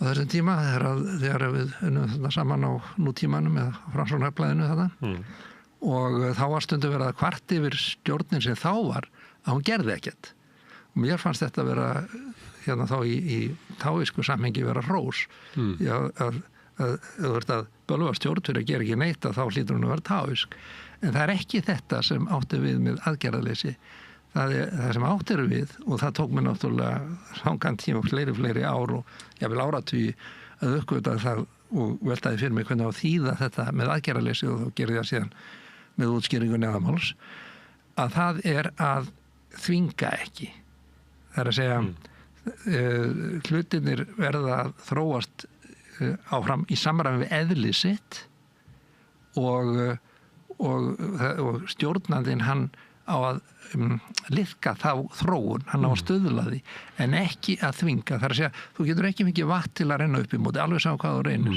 og þú getur ekki komið á frelsi með þvingun með því að þvinga einhvern og kúan og það er þetta er bók sem er líka til á íslensku heitir herstjórnarlist meistara Sun og er þýtt af Kína sérfræðingar, ég er nú ekki eini Kína sérfræðingar á Íslandi þannig að Geir Sigursson minnum mig að hann er professor við Háskólann og hann hefur þýtt þetta verk og það er með bæði frumtextanum og ítarlegum skýringum og ég fekk hann til að þess að ég ætlaði að minnast á þessa bók hérna hjá þér og þá bæði hann að ég var náttúrulega í Kína og hafði ekki fengið eintak, ég hafði bara lesið hann á kínversku en ég tók þá bókina og fekk svona bara hann að gefa mér eitt eintak sem hann gerði og athuga síðan þýðingu hans á einu svona þekktustu tilvitnun í þá bók sem er að það er að mesta hernaðaráætlunin það er það sem sagt sem framúrskarandi árangur að heyja 100 bardaga og vinna sigurðum öllum það er ekki góður árangur allir þessi bardagar heldur að yfirbúga her án þess að heyja bardaga við hann það er að segja vinna sigur án blóðsúthellinga eða styrjalda. Og þetta er afstæða, þetta er innprentað í alla kynveri almennt að þekkja þetta allir og ekkert síður og þetta er taóísk afstæða og það er að segja þú getur ekki unnið raunverulegan afgerandi sigur með orustu, þú skapar bara ný vandamál. Þú verður, ef við lausnum allara vandamála, þá verður að kafa djúpt inn í það og leysa það áður að vera vandamáli, því að vandamálum má ekki félast í því að skapa ný vandamál. Og valdbeiting, hún skapar alltaf ný vandamál. Við sjáum þetta í Líbíu, það var verið að þeir voru, kristnaðir, þeir voru þeir var kent ágæti lýðræðisins, með þvílíku ofbeldi að það hafi ekki komist á friðu síðan og við sjáum þetta í Írak. Við sjáum þetta það er sagt að Netanyahu sé að eyðileggja Ísrael. Já, það er alveg hann er ekki leysa neina vandamál og skapa miklu enni vandamál. Því er haldið fram að stefna hans muni sem mesta ók sem hefur verið við Ísrael. Já. Það er þá líklega í þessum anda sem að menn eru að draga þessar ályktanir. Nákvæmlega, og Kínverjar þeir er nútímadæmi frá okkar samtíð það að Kínverjar hafa gert þetta að ná bara sigra án þess að grípa til ofbeldi sem hleypa á skoti og menn eru oft að tala um þessa stórkostlega hættu sem felist í aðgerðum Kínverja á Kínahafi þar sem þeir eru að koma á eru að styrkja varnir sínar og gagnvart hugsanlegri árás á Kína. Þeir voru fyrir löngu búin að sjá að það væri mögulegt að það yrði ráðist á Kína frá hafi og að þetta væri óverjanlegur hluti af Kína. Þetta var einhverja ástæðan fyrir því að englendingar gátu sigraði í ópimstríðunni, þau komu sjóleiðina. Þetta var engin Kínamúr? Nei. Þannig að þeir voru ekki nægilega í stakkbúinu til þess að verja sig eða koma á vörnum á Kínahafi eftir að þeir stofnuðu kínverska alþýðulýðveldið. Og hvað gera þeir?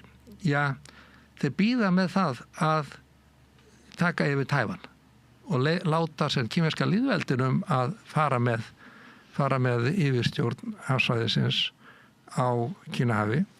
Það var til þess að eftir kóruðstríð, upphaflega voru þjóðnissinnar að þeir voru frekar allur undir Stalin frekar en Bandaríkin en síðan eftir kóruðstríði að þá koma Bandaríkja með þann inn og þjóðnissinnar verða mjög nátengnir Bandaríkjunum og það myndast þarna og Kína allt inni blandast inn í kaldastríðið með þeim hætti að Bandaríkjamenn eru fyrir sunnan og Víetnamstríðið er þarna líka og síðan fyrir norðan, það eru Sovétríkin og Kína er mitt á milli þannig að þá eru þeir hluti af kaldarsýrinu. Hinn möguleikin hefði verið eins og vertist vera að ef þeir eru tekið Tævan að þá hefði þeir orðið í skilningu eins og hlut af Sovétblokkinni og þá hefur ekki verið þarna mitt á milli og geta spilað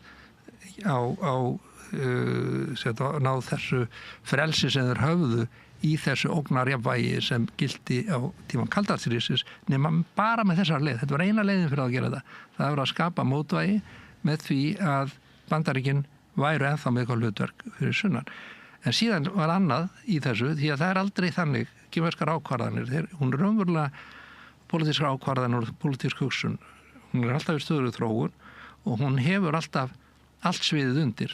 Skilja hvað breytingar á þessum þáttum að hefur för með sér breytingar á einhverju öðru, tengist allt saman og það er ekki fyrr en að Kínverjar eru búinir að iðnvæða landið að veruleyti og eru konir langt í sinni þróun eftir svona, í byrju þessar aldar 2010 raunverulega eða svona 2018 raunverulega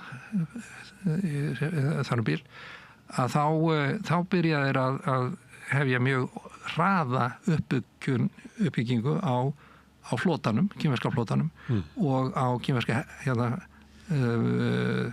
flughernum og það verður núningur eða það verður heimurum heldur að Kína ætli hugsanlega í stríð við Japan út af einhverju óbyggilegri eyju á Suður-Kínahafi og ég sem út af þetta blaðamannabakgrunni mínum og þú sjálfur að fylgdustu þetta með þessu og hafðu þetta ágjör af því að það veitir kannski verða stríð þarna. Og mér fannst það alveg frálegt sko, vegna þess að þær höfðu einmitt samið við Japana þegar þeir höfðu hist að þeir skildi ekkert fara að vera með einhvern núning út af einhverjum gamlum erjum eða eitthvað svoleiðis. Þannig að það er örugglega eitthvað annað bak við þetta. Og eitt sem ég datt í hug á þessum tíma var að þetta stafaði af því að þeir vildu koma í veg fyrir að þjóðnir sem á Tævan mynduðu einhvers konar bandalag við Japani sem hernaðarsérfræðingar, vestræn hernaðarsérfræðingar í Pentagon og skribentar í vestræn svona varnarmálatímarit. Þeir lögðu til að akkurat þetta að þjóðnir sinnar ættu einmitt Bandaríkjamenn að stuðla að bandalagi milli þjóðnir sinna og Japana. En þetta var til þess að splundra því náttúrulega því að þjóðnir sinnar þegar Tævanbúar þeir líta á þetta sem hlut af kínverska eldunni því að Tævan var hérað og Suður Kínahaf eyjarnar þar voru hluti af var sérstakt hérað og Tævan stjórnsýslan var frá Taipei. En mér fannst þetta samt mjög skrítið allt saman sko og það var ekki fyrr en svona upp úr 2012-13 að þá allt í einu uppgötaði hugsa bara já auðvitað, þetta var aldrei þessa eyju. Þetta var bara átilla til þess að byggja upp nægjanlega hernaðarstyrk undir falskri, undir sko lýstuði aldrei yfir að þeir ætlaðu að fara í bardaga við Japani, en það ætlaðu aldrei að gera það. En heimurinn hélt, vegna þess að við hugsum alltaf í átakalínum. Við héldum að þetta snerist það. Og ég efast að Japanir hafi raunverulega trúað því að Japanir, þeir notuðu tækifærið og fengu Bandaríkjamenn til þess að gefa sér leyfi til þess að efla sinn her. Þeir fá ekki að hafa flugvélamóðurskip vegna þess að Bandaríkjamenn leyfa það ekki en þeir hafa dálítið öflugan her og mjög effektívan, mjög skilvirkan þannig að þeir léku leikið með Kínverjum og ég segi bara þetta var Suður-Kínahafið. Kínverjar voru að byggja styrk til þess að taka yfir Suður-Kínahafið án þess að leiða til vígbúnaðarkaflaus. Ef þau gert þetta smám saman eftir því sem urðu öflugri að þá hefði til Víetnam að brugðust við og þá hefðu Indónesar og Bandaríkjamenn hefðu líklega komið inn á svæðu og svo framvegis. Sko, en allavega þá gerður þetta svona og svo bara einn daginn eftir á nokkrum mánuðum og þá bara fóruður yfir á Suður-Kínahafið, lögðu undir sig þessa eyjar. Þau eru náttúrulega að skapa fordæmi fyrir því að með því að sá sem stjórnar einhverjum eyjum á þessu svæði að hann náttúrulega heldur bara yfirráðum yfir því. Það Japanir mynduðu það vegna þess að þessi eyja þarna sem Kínverjar gerðu tilkall til að þeir höfðu ákveðið sögulegt tilkall til hennar en Japanir voru á eyjunni og þeir breyttu því ekkert. Þannig að þar með því að bara hafa skapað það fordæmi og þá lögðuðu sig undir þessa eyjar og Víetnam voru svolítið reiðir og eitthvað og svo voru félagseyingar með eitthvað nöldur og voru að kæra til alþjóða hafréttindadómstólsins og sem Víetnam að senda einhver fiskibáta á móti og svo framvegis. Hillary Clinton hafði komið þarna í heimsókn og það hafði verið bandarískt orrustuskip, flugvélamóðurskip út á ströndum Víetnam sem það leiti og hún hafði sagt Víetnam að þið skulle ekki ljáta Kínverja vaða yfir ykkur. Við styðjum ykkur alla leið og Bandaríkjamenn hafði líka fullvissað Filippseyingum það að þeir nytu eindregin stuðnings gegn yfirgangi Kínverja. Nú svo var niðurstaða í Hafréttindadómstólnum og dómarinn sem var Japani að hann dæmdi nú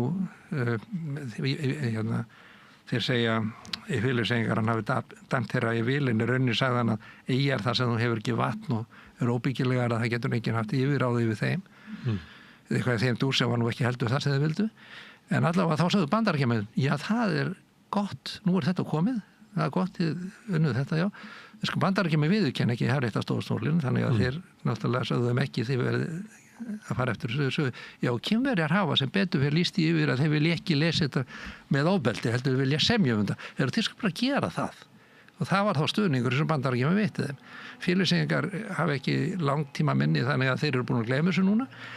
En Víetnamar, þeir lærðu sína leksju því að þeir voru þarna aðtast í Kínverjum og Kínverjar sendu borskip til þess að vera að bora á einhverju svæði sem Víetnamar gerðu tilkall til og það var rannsóknarskip og þeir sendu með það dálítið stór herskip með til þess að gæta þess.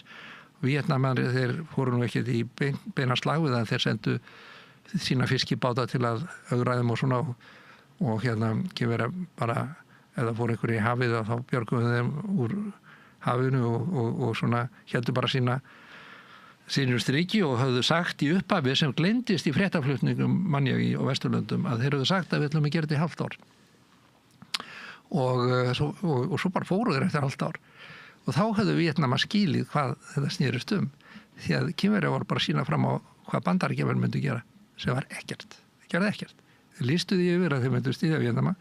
Bandaríkjamenn höfðu á þessum tíma og hafa enn reglur og lög það að þeir get ekki veitt Víetnamunina sérstaka hernaðaraðstóð og þeir hafa eitthvað slakað á því núna nýlega en allavega þá eru þeir ekki að veita Víetnamunina hernaðaraðstóð og það kom aldrei til greina að þeir myndu hjálpa þeim gegn Kínverjum. Þeir rauninni þor ekki ná svæðið og síðan núna ef við lítum á allt svæðið hvað var mörgum byssuskotum hleypt af? Engu. Það var ekkert. Það var algjörlega friðsælt. Þetta dæmi hvernig Kínverjar beita skilningi sínu á eðli átaka. Leysa vandamál án styrjalda. En kínverski kommunistaflokkurinn, hann stjórnar Kína, en hann náði völdum í byltingu og það var borgarastyrjöld. Þá var það ekki aðlugun án átaka getum orðað þannig. Hvað fór tá í frí?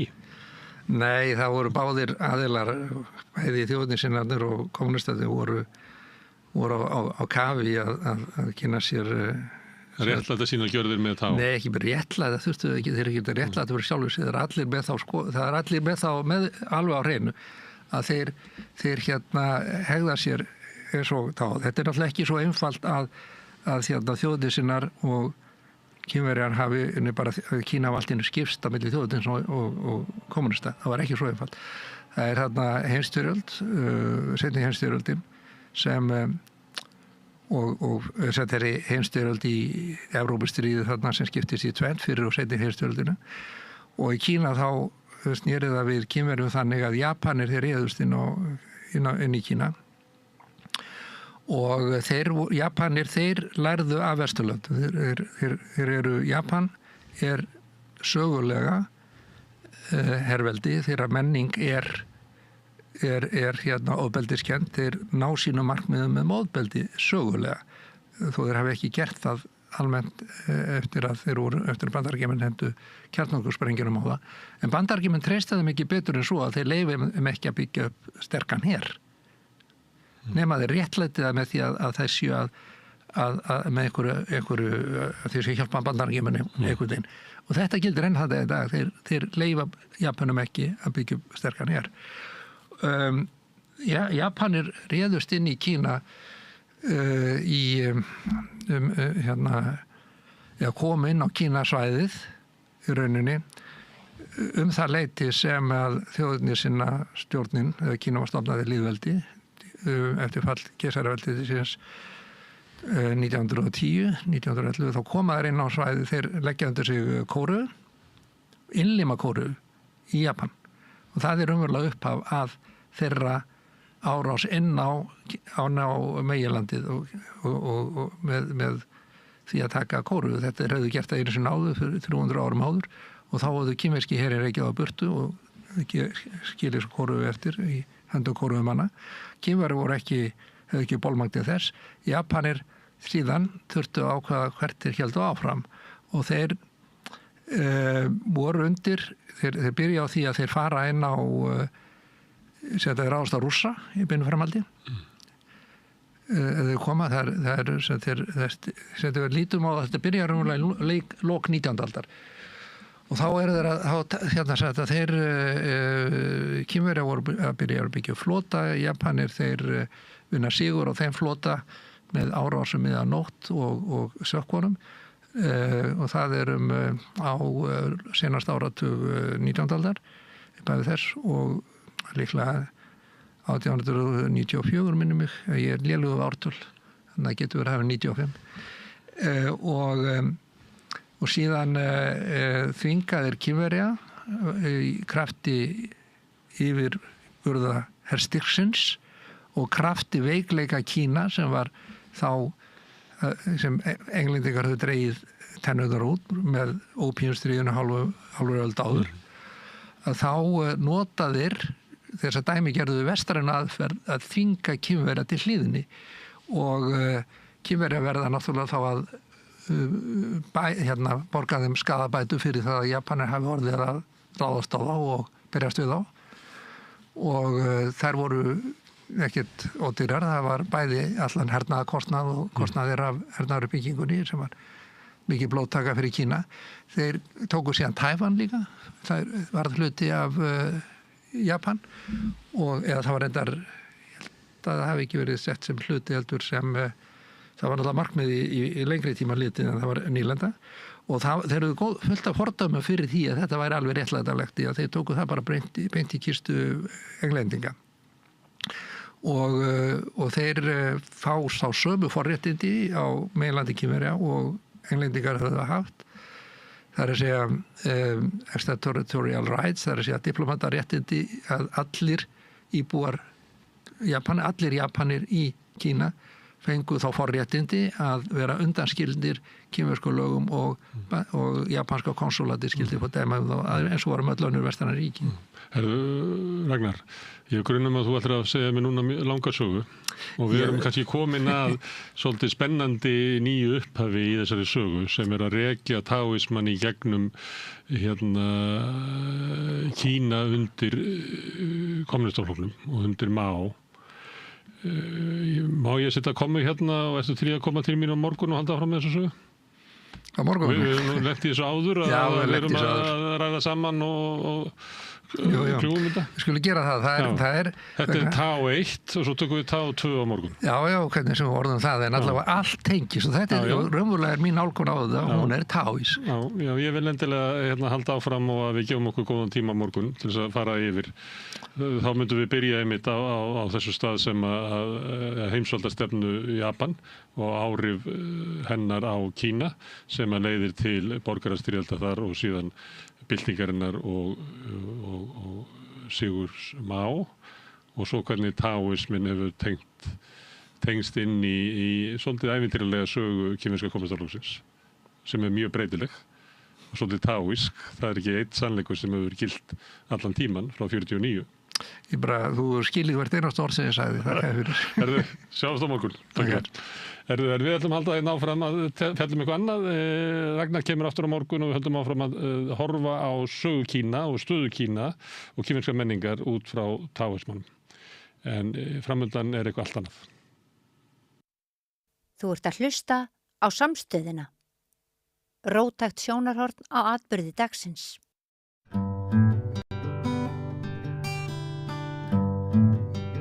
Já, þá ætlum við að víkja sögunni norður í land, undur og stórmerki í Svarfaðardal að okkur skilst. Þar að minnsta kosti eitt dæmi það að bóndi á Hofsá, Trausti Þórisson, hafi slegið grasið á túnunum sínum, hvorki sjaldnar né oftar, en 4 sinnum sem gæti verið heimsmet. Sæll og blessaður, Trausti, heyrðu í mér? Ég heyri þokkulega í Björn, já. Er þetta ekki rétt? Hefur þið einhvern tímann áður slegið túnuðinn 4 sinnum á sama sumri?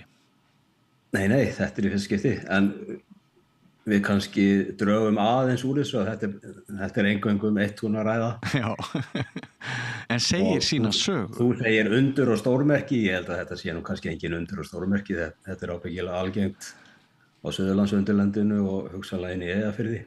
Já, en þú býrð í Svarfaðardal. Ég býr í Svarfaðardal, já. Var sprettan í sumar með eindæmum? Já, hún var bara mjög góð. Já. Það lagðist allt á eitt, það náttúrulega þessi 3 element sem þarf til þess að gras vaxi, það raki, hiti og næring. Við höfum stjórn á næringunni en aðrir máttuvöld sjá hitt. Já. Og þau voru okkur hliðhöll í sumar. Já. Sko í sveitinni minni, í Mývatnssveitinni í gamla daga, þá slógu menn bara 2 svar.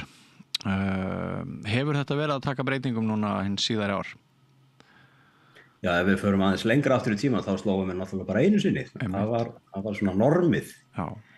En það er kannski það sem hefur breyst á síðari árum náttúrulega að heifinutækin orðin stærri og afkastameiri. Þannig að það gefur bændum tök á að slá oftar. Já. Hvenær slóstu fyrst? Þetta tiltekna tún sló ég 29. maí. Og hefur einhvern tímann hafið heiskap svo snemma? Nei, aldrei.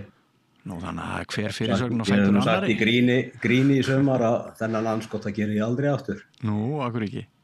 Nú þá þarf maður að slá 4 sinnum. Já, maður byrja svona snemma. En þú er ekki slegið til einskist þá, var ekki bara orðið ágætlega sprottið? Jú, það er svo sem ekki mikið á því núna í fjórðaskiptið en það eru kannski 5 rúllur á hektara. Já. Þér finnst þetta nú sjálfum merkilegt. Ég sá þú skrifa þér Facebook-status þetta. Það maður skrifa nú oft bölvaða vitlis á Facebook sem ekkit endilega merkilegt. Nei. En svona fyrir okkur sem að sprettum upp úr sveitum landsins og erum kannski komin yfir meðanaldur þá eru þetta sögulegar staðreyndir að bændur, þú nefnir Sunnlendinga sem að náttúrulega búa kannski aðeins að öðrum veðurskilurðum og öðrum jarðvegi en sem sagt er ekki harðbýlt í Svarfaðardalnum á köflum enn? Nei, ég vil nú kannski ekki halda því fram en það getur vissilega að vera snjóþungt hérna. Já. Og ég hef alveg upplifað það að hér meters fönn yfir öllum túnum þegar Sunnlendingar eru byrjaðar að slá. Það hefur komið fyrir. Einmitt. Þannig að manni finnst þetta nú líka merkilegra í því ljósi.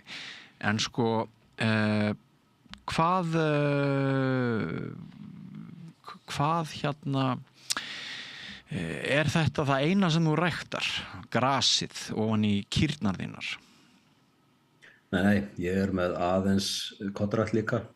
Kornrækt? Já, bygg. Hvað gerir maður við bygg ef vel árar?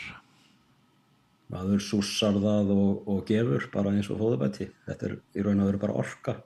Já, og þá sleppur þú semst við að kaupa fóður sem annars kostar. Já, ég minka kannski fóðurbætiskaupa aðeins á móti. Já. Það kemur aldrei í staðin fyrir fóðurbæti. Það eru svo mörg næringarefni sem vantar í kornið í raun og veru sem er í fóðurbæti. Já. Steinefni og ýmislegt. Hvernig var kornuppskeran þetta sumar hjá þér? Var með mesta móti. Já. Sko, er ekki rétt hjá mér að landbúnaðarráðherra og einhver fyrirminni hafa verið að hvetja bændur til að auka kornarækt en þú ert kannski á þeim slóðum sem að það er svona rússnesk rúlletta en nú kannski aðeins og gróft orðalag en það er ekki á vísan að róa er það í Svarfaðardal með kornarækt? Nei, alls ekki. Við í raun og veru munum ekki taka þátt í að rækta bygg til manneldis hér í Svarfaðardal. Nei. En þetta getur alveg orðið þokkaleg búbót í búskapnum. Já. Hvenær hófstu kornrækt? Það var einhvern veginn upp úr aldamótum, minnum mig, sem við stofnuðum kornræktarfélag hér í dalnum. Já, stofnuðu sérstakt félag? Já, menn voru fullir áhuga og eldmóði á þessum árum og það komið þarna nokkur þokkalega ár og við vorum sjálfsagt með korn í 100 hekturum þegar mest var. Já. En síðan náttúrulega dalar áhugin eftir því sem áföllin dynja yfir ef að menn missa akrana undir snjó eins og gerðist nú einhvern tímann í kringum 2005 minnum mig. Já. Þannig að það er eins og þú segir, það er ekki á vísun að róa. Og þú ert ekki miklum plús kannski hvað varðar kornræktina frá fyrstu uppskeru til sumarsins í ár? Nei, alls ekki. Ég sé fyrir neðan núllið. Sér fyrir neðan núllið.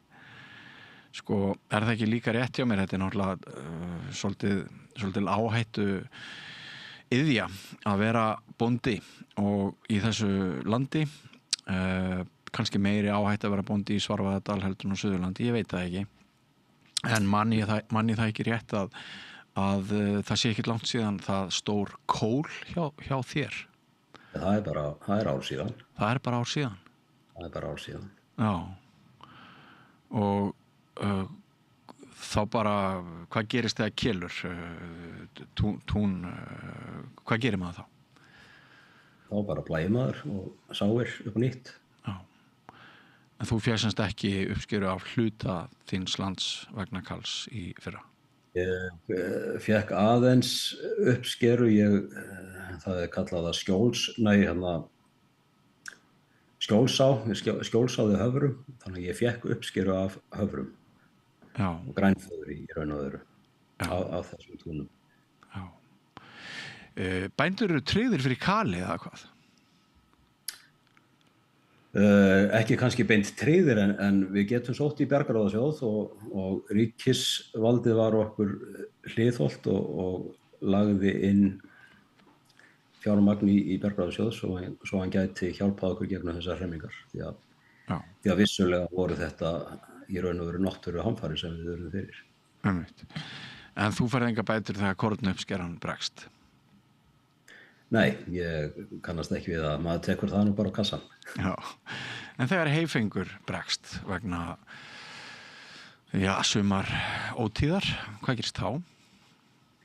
Já, þá getum maður sótt í Bjargráðasjóð ef að kali fer yfir 25% af heildar flatarmáli þá tikkar maður inn þar. En ef það væri bara rigning allt sumarið, ekkert kal, þú myndir ekki ná neinum heyfing? Nei. En það svo sem sprettur í rigningatíðu þá verða hegin bara blöyt. Já. Og leiðilegri fyrir vikið. En hefur eitthvað með allt þetta hegi að gera núna, Trausti? Hugsanlega, ef að næsta ár verður slæmt, það veit maður aldrei. Þetta geymist? Þetta geymist, já. Kannski í 2-3 ár.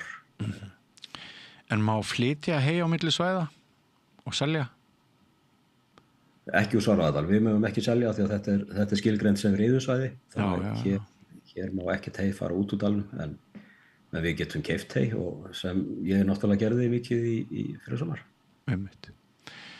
Við vorum hérna við Rauðaborðið í beinni fréttaútsendingu fyrir svona 2 vikum að ræða einhver mál sem snertu bændur og tengjast landbúnaði og hérna, ég er nú alltaf fulltrúi landsbyggðana því að eins og ég nefndi það þá náttúrulega er ég bóndasonur úr Mývatnssveitinni og ólst upp við landbúnað.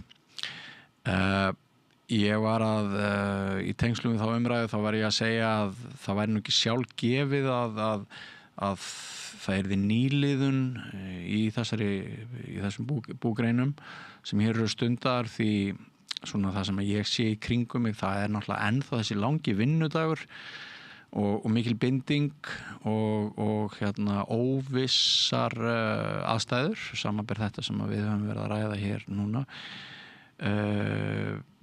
Er þetta hálfgeð klikkun að vera bóndi árið 2025 þegar flestir þéttbýlisbúar heimta að vinnuvikunni ljúki bara klukkan 14 á 50?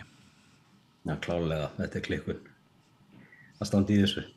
Nei, þetta hefur sinn sjarma líka en þetta er náttúrulega vinnudagurinn langur eins og þú kannski veist. Já. Og við erum í raun og veru alltaf á bakvakt allan sólarhringinn. Já. Þannig að ég hoppaði ekkit hæð mína í loft upp þegar ég las styttingu vinnuviku því að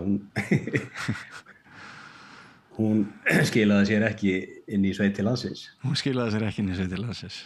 Nei, alls ekki. Nei. Hvernig er svona með ungt fólk og búskap? Ég heyri það stundum í minni sveit að bændurnir segja að börnin þeirra hafi kannski ekkert mjög mikið áhuga á að taka við einmitt með vísan til þess sem við séum að ræða. Fólk farið að venjast því að vinnudegi bara ljúki klukkan 4 og vil bara sinna sínu eftir það. Er þetta staða í íslensku samfélagi? Já, það held ég alveg klárlega. En því betur þá eru til einstaklingar sem alast upp í sveit sem hafa áhuga á að taka slaginn. Því að þetta náttúrulega bara, þetta slagur í áratugi í raun og veru. Já.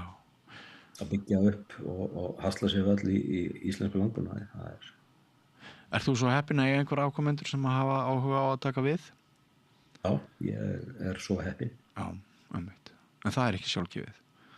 Það alls ekki sjálfgefið og ég ætla ekki að leggja það á börnin mín og íta á þau að taka við. Þau þurfa að gera það algjörlega fúsum og frjálsum vilja. Já. Sko nú Framsóknarflokkurinn að þurrkast útrausti og rödd bænda nú ekki sterk í samfélaginu. Ekki ýmis svona álitamál sem að brenna á ykkur bændum og greinni? Það náttúrulega bara klálega afkoman. Hún þarf að vera ásættanleg. Já. Þetta nákvæmlega eins og í sjómannastétt að margir sjómenn eru með þokkaleg laun og þau þurfa að vera góða af því að þetta mikil vinna. Já. Og við þurfum náttúrulega að sjá til sólar í raun og veru til þess að okkur líði vel í því sem við erum að gera. Hvað heldur með ESB? Ég á móti ESB eins og all flestir bændur. Ég held að það myndi ganga ansi nærri íslenska landbúnaði. Það myndi kannski ekki þurrka hann út en það myndi ganga nærri hann.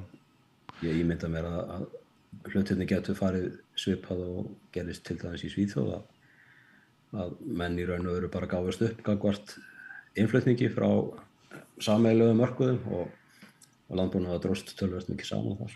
Já. En ef við tækjum 500 bændur og myndum svona greina hlutskiptið þeirra, hve margir að hokra og hverjir hafa það fjandi gott og hvað þarf til þess að maður hafi það gott? Sko, til þess að þú hafir það fjandi gott þá þarfstu bara að vera helvíti góður bóndi. Já. Þú segir það bara hreint út. Já. Og ef maður skoðar til þess ekstra niðurstöður milli búa þá er munurinn ansi mikill. Já. Á rekstrar afkomu og við erum að tala jafnvel 1 til 2 milljónir á mánuði sem munur á kannski samsvarandi jafn álíka stórum búum. Já. Það bara hins og allavega nýtt að hún sé meiri frá... Þetta náttúrulega bara hangir alltaf sömu spýtunni, nýtt og hvernig þú ferð með. Já. Og bara ákvarðanatöku að það eru margar ákvarðanir sem það er að taka. Já. Ég heyri stundum á meðal ungs fólks að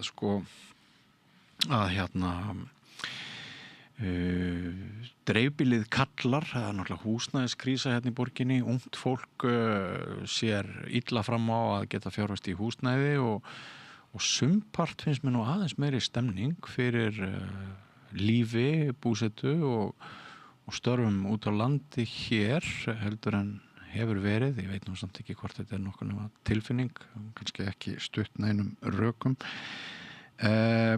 Þetta svona eitthvað sem að þú tekur undir? Gæti jafnast aðeins aðstöðumunur dreifbýlis og þéttbýlis í framtíðinni? Já, klárlega og ég hef trú á því að það geti alveg gerst. Allavega þegar við horfum á húsnæðisverð á stóru Reykjavíkursvæðinu þá náttúrulega það ýtir undir í rauninu og það hjálpar náttúrulega líka til að margir geta unnið í raun og veru að heiman, hvar sem er. Já. Það hjálpar. Klárlega. En einn sá hlutur sem er svona slit bænda. Það ekki staðreynd að margt fólk sem að vinnur við landbúnað hér í þessu landi, það nú bara býsna illa farið, hvað maður segja, bara upp úr 50 af ómiklu líkamlegu vinnu álagi. Jú, það er ekki hægt að neita því. Ég orðinn 60 og ég alveg farin að slitna. Þú farin að slitna? Ég farin að slitna svona, já. En einhver umræð vinnubrögð, hvernig hægt að svona bæta stöðuna, kannski er í einhverjum tilvikum að ræða að fólk ber sig ekki nógu vel að. Er þetta mál sem er rætt innan? Já, þetta hefur verið rætt er í sífelldri skoðun og þetta náttúrulega eru hjálpatækin orðin mörg til að létta manni störfin. Mjaltaróbótarnir náttúrulega komið mjög sterkir inn í raun og veru að létta okkur vinnuna. Þú ert með mjaltaróbóta? Já, ég með mjaltaróbót. En það ekki með að vera svo gervigreindir að þeir bara taka þig yfir? Já, það allt í lagi þegar maður komin á 70-saldurinn. Þá kannski væri það bara allt í lagi ef ég fengi meiri frítíma í staðinn. Já, einmitt, þú heldur að saga myndi endilega fara svo vel. Það voru ekki að vera bjassínir. Jú, einmitt. En Trausti, heldur að þú eftir að upplifa þetta oftar svo við förum nú aftur heim að upphafi samtalsins að slá 4 sinnum? Það fer eftir bara veðurfari í raun og veru. Ef við erum að sjá þessar breytingar á veðurfari og þær eru komnar til að vera, þá er aldrei að vita. En svo eru aðrir sem eru að boða hamfara kólnun hér á norðurhveli og þannig að sko. Þú fær kannski 5. sláttin næstu 20-30 árin en svo slærðu kannski bara ekkert meir. Sko, ef ég fæ 5. sláttin þá held ég að sé komið tími til að snúa sér að einhverju öðru. Trausti Þórisson, kæra þakkir, bóndi á Hofsá í Svarfaðardal fyrir spjallið og ég bið að heilsa þér og þínum með bestu kveðjum í fegursta dal landsins. Og þakka þér, ánægðin var mín. Nú, þá dagskráni okkar lokið, kæru hlustendur og áhorfendur. Við höfum farið yfir víðan völl eins og oft í þessum þætti og hressandi og jarðtengir mann svolítið að ræða við bónda norður í landi landsins gagn og nauðsynjar. Ég vil minna ykkur á það að ef þið sjáuð ástæðu til þess að hampa efni samstöðarinnar, þá getur það hjálpað okkur. Ef þið deilið efni okkar á Facebook, YouTube eða með öðrum hætti. Það ennþá til Íslendingar sem að vita ekki að samstöðin í loftinu. Stundum heyrum við af nýjum notendum sem að verða mjög hissa á því hvað hér boðið upp á mikla dagskrá. Og vonandi vandaða, maður heyrir þar líka stundum og minni einnig á að það hægt að styrkja okkur ef þið farið inn á samstöðin.is. En við segjum þetta gott í kvöld, verið sæl. Segðu það á Samstöðinni. Samstöðin í eigu hlustenda, áhorfenda og lesenda. Sláist í hópinn og gerist áskrifendur.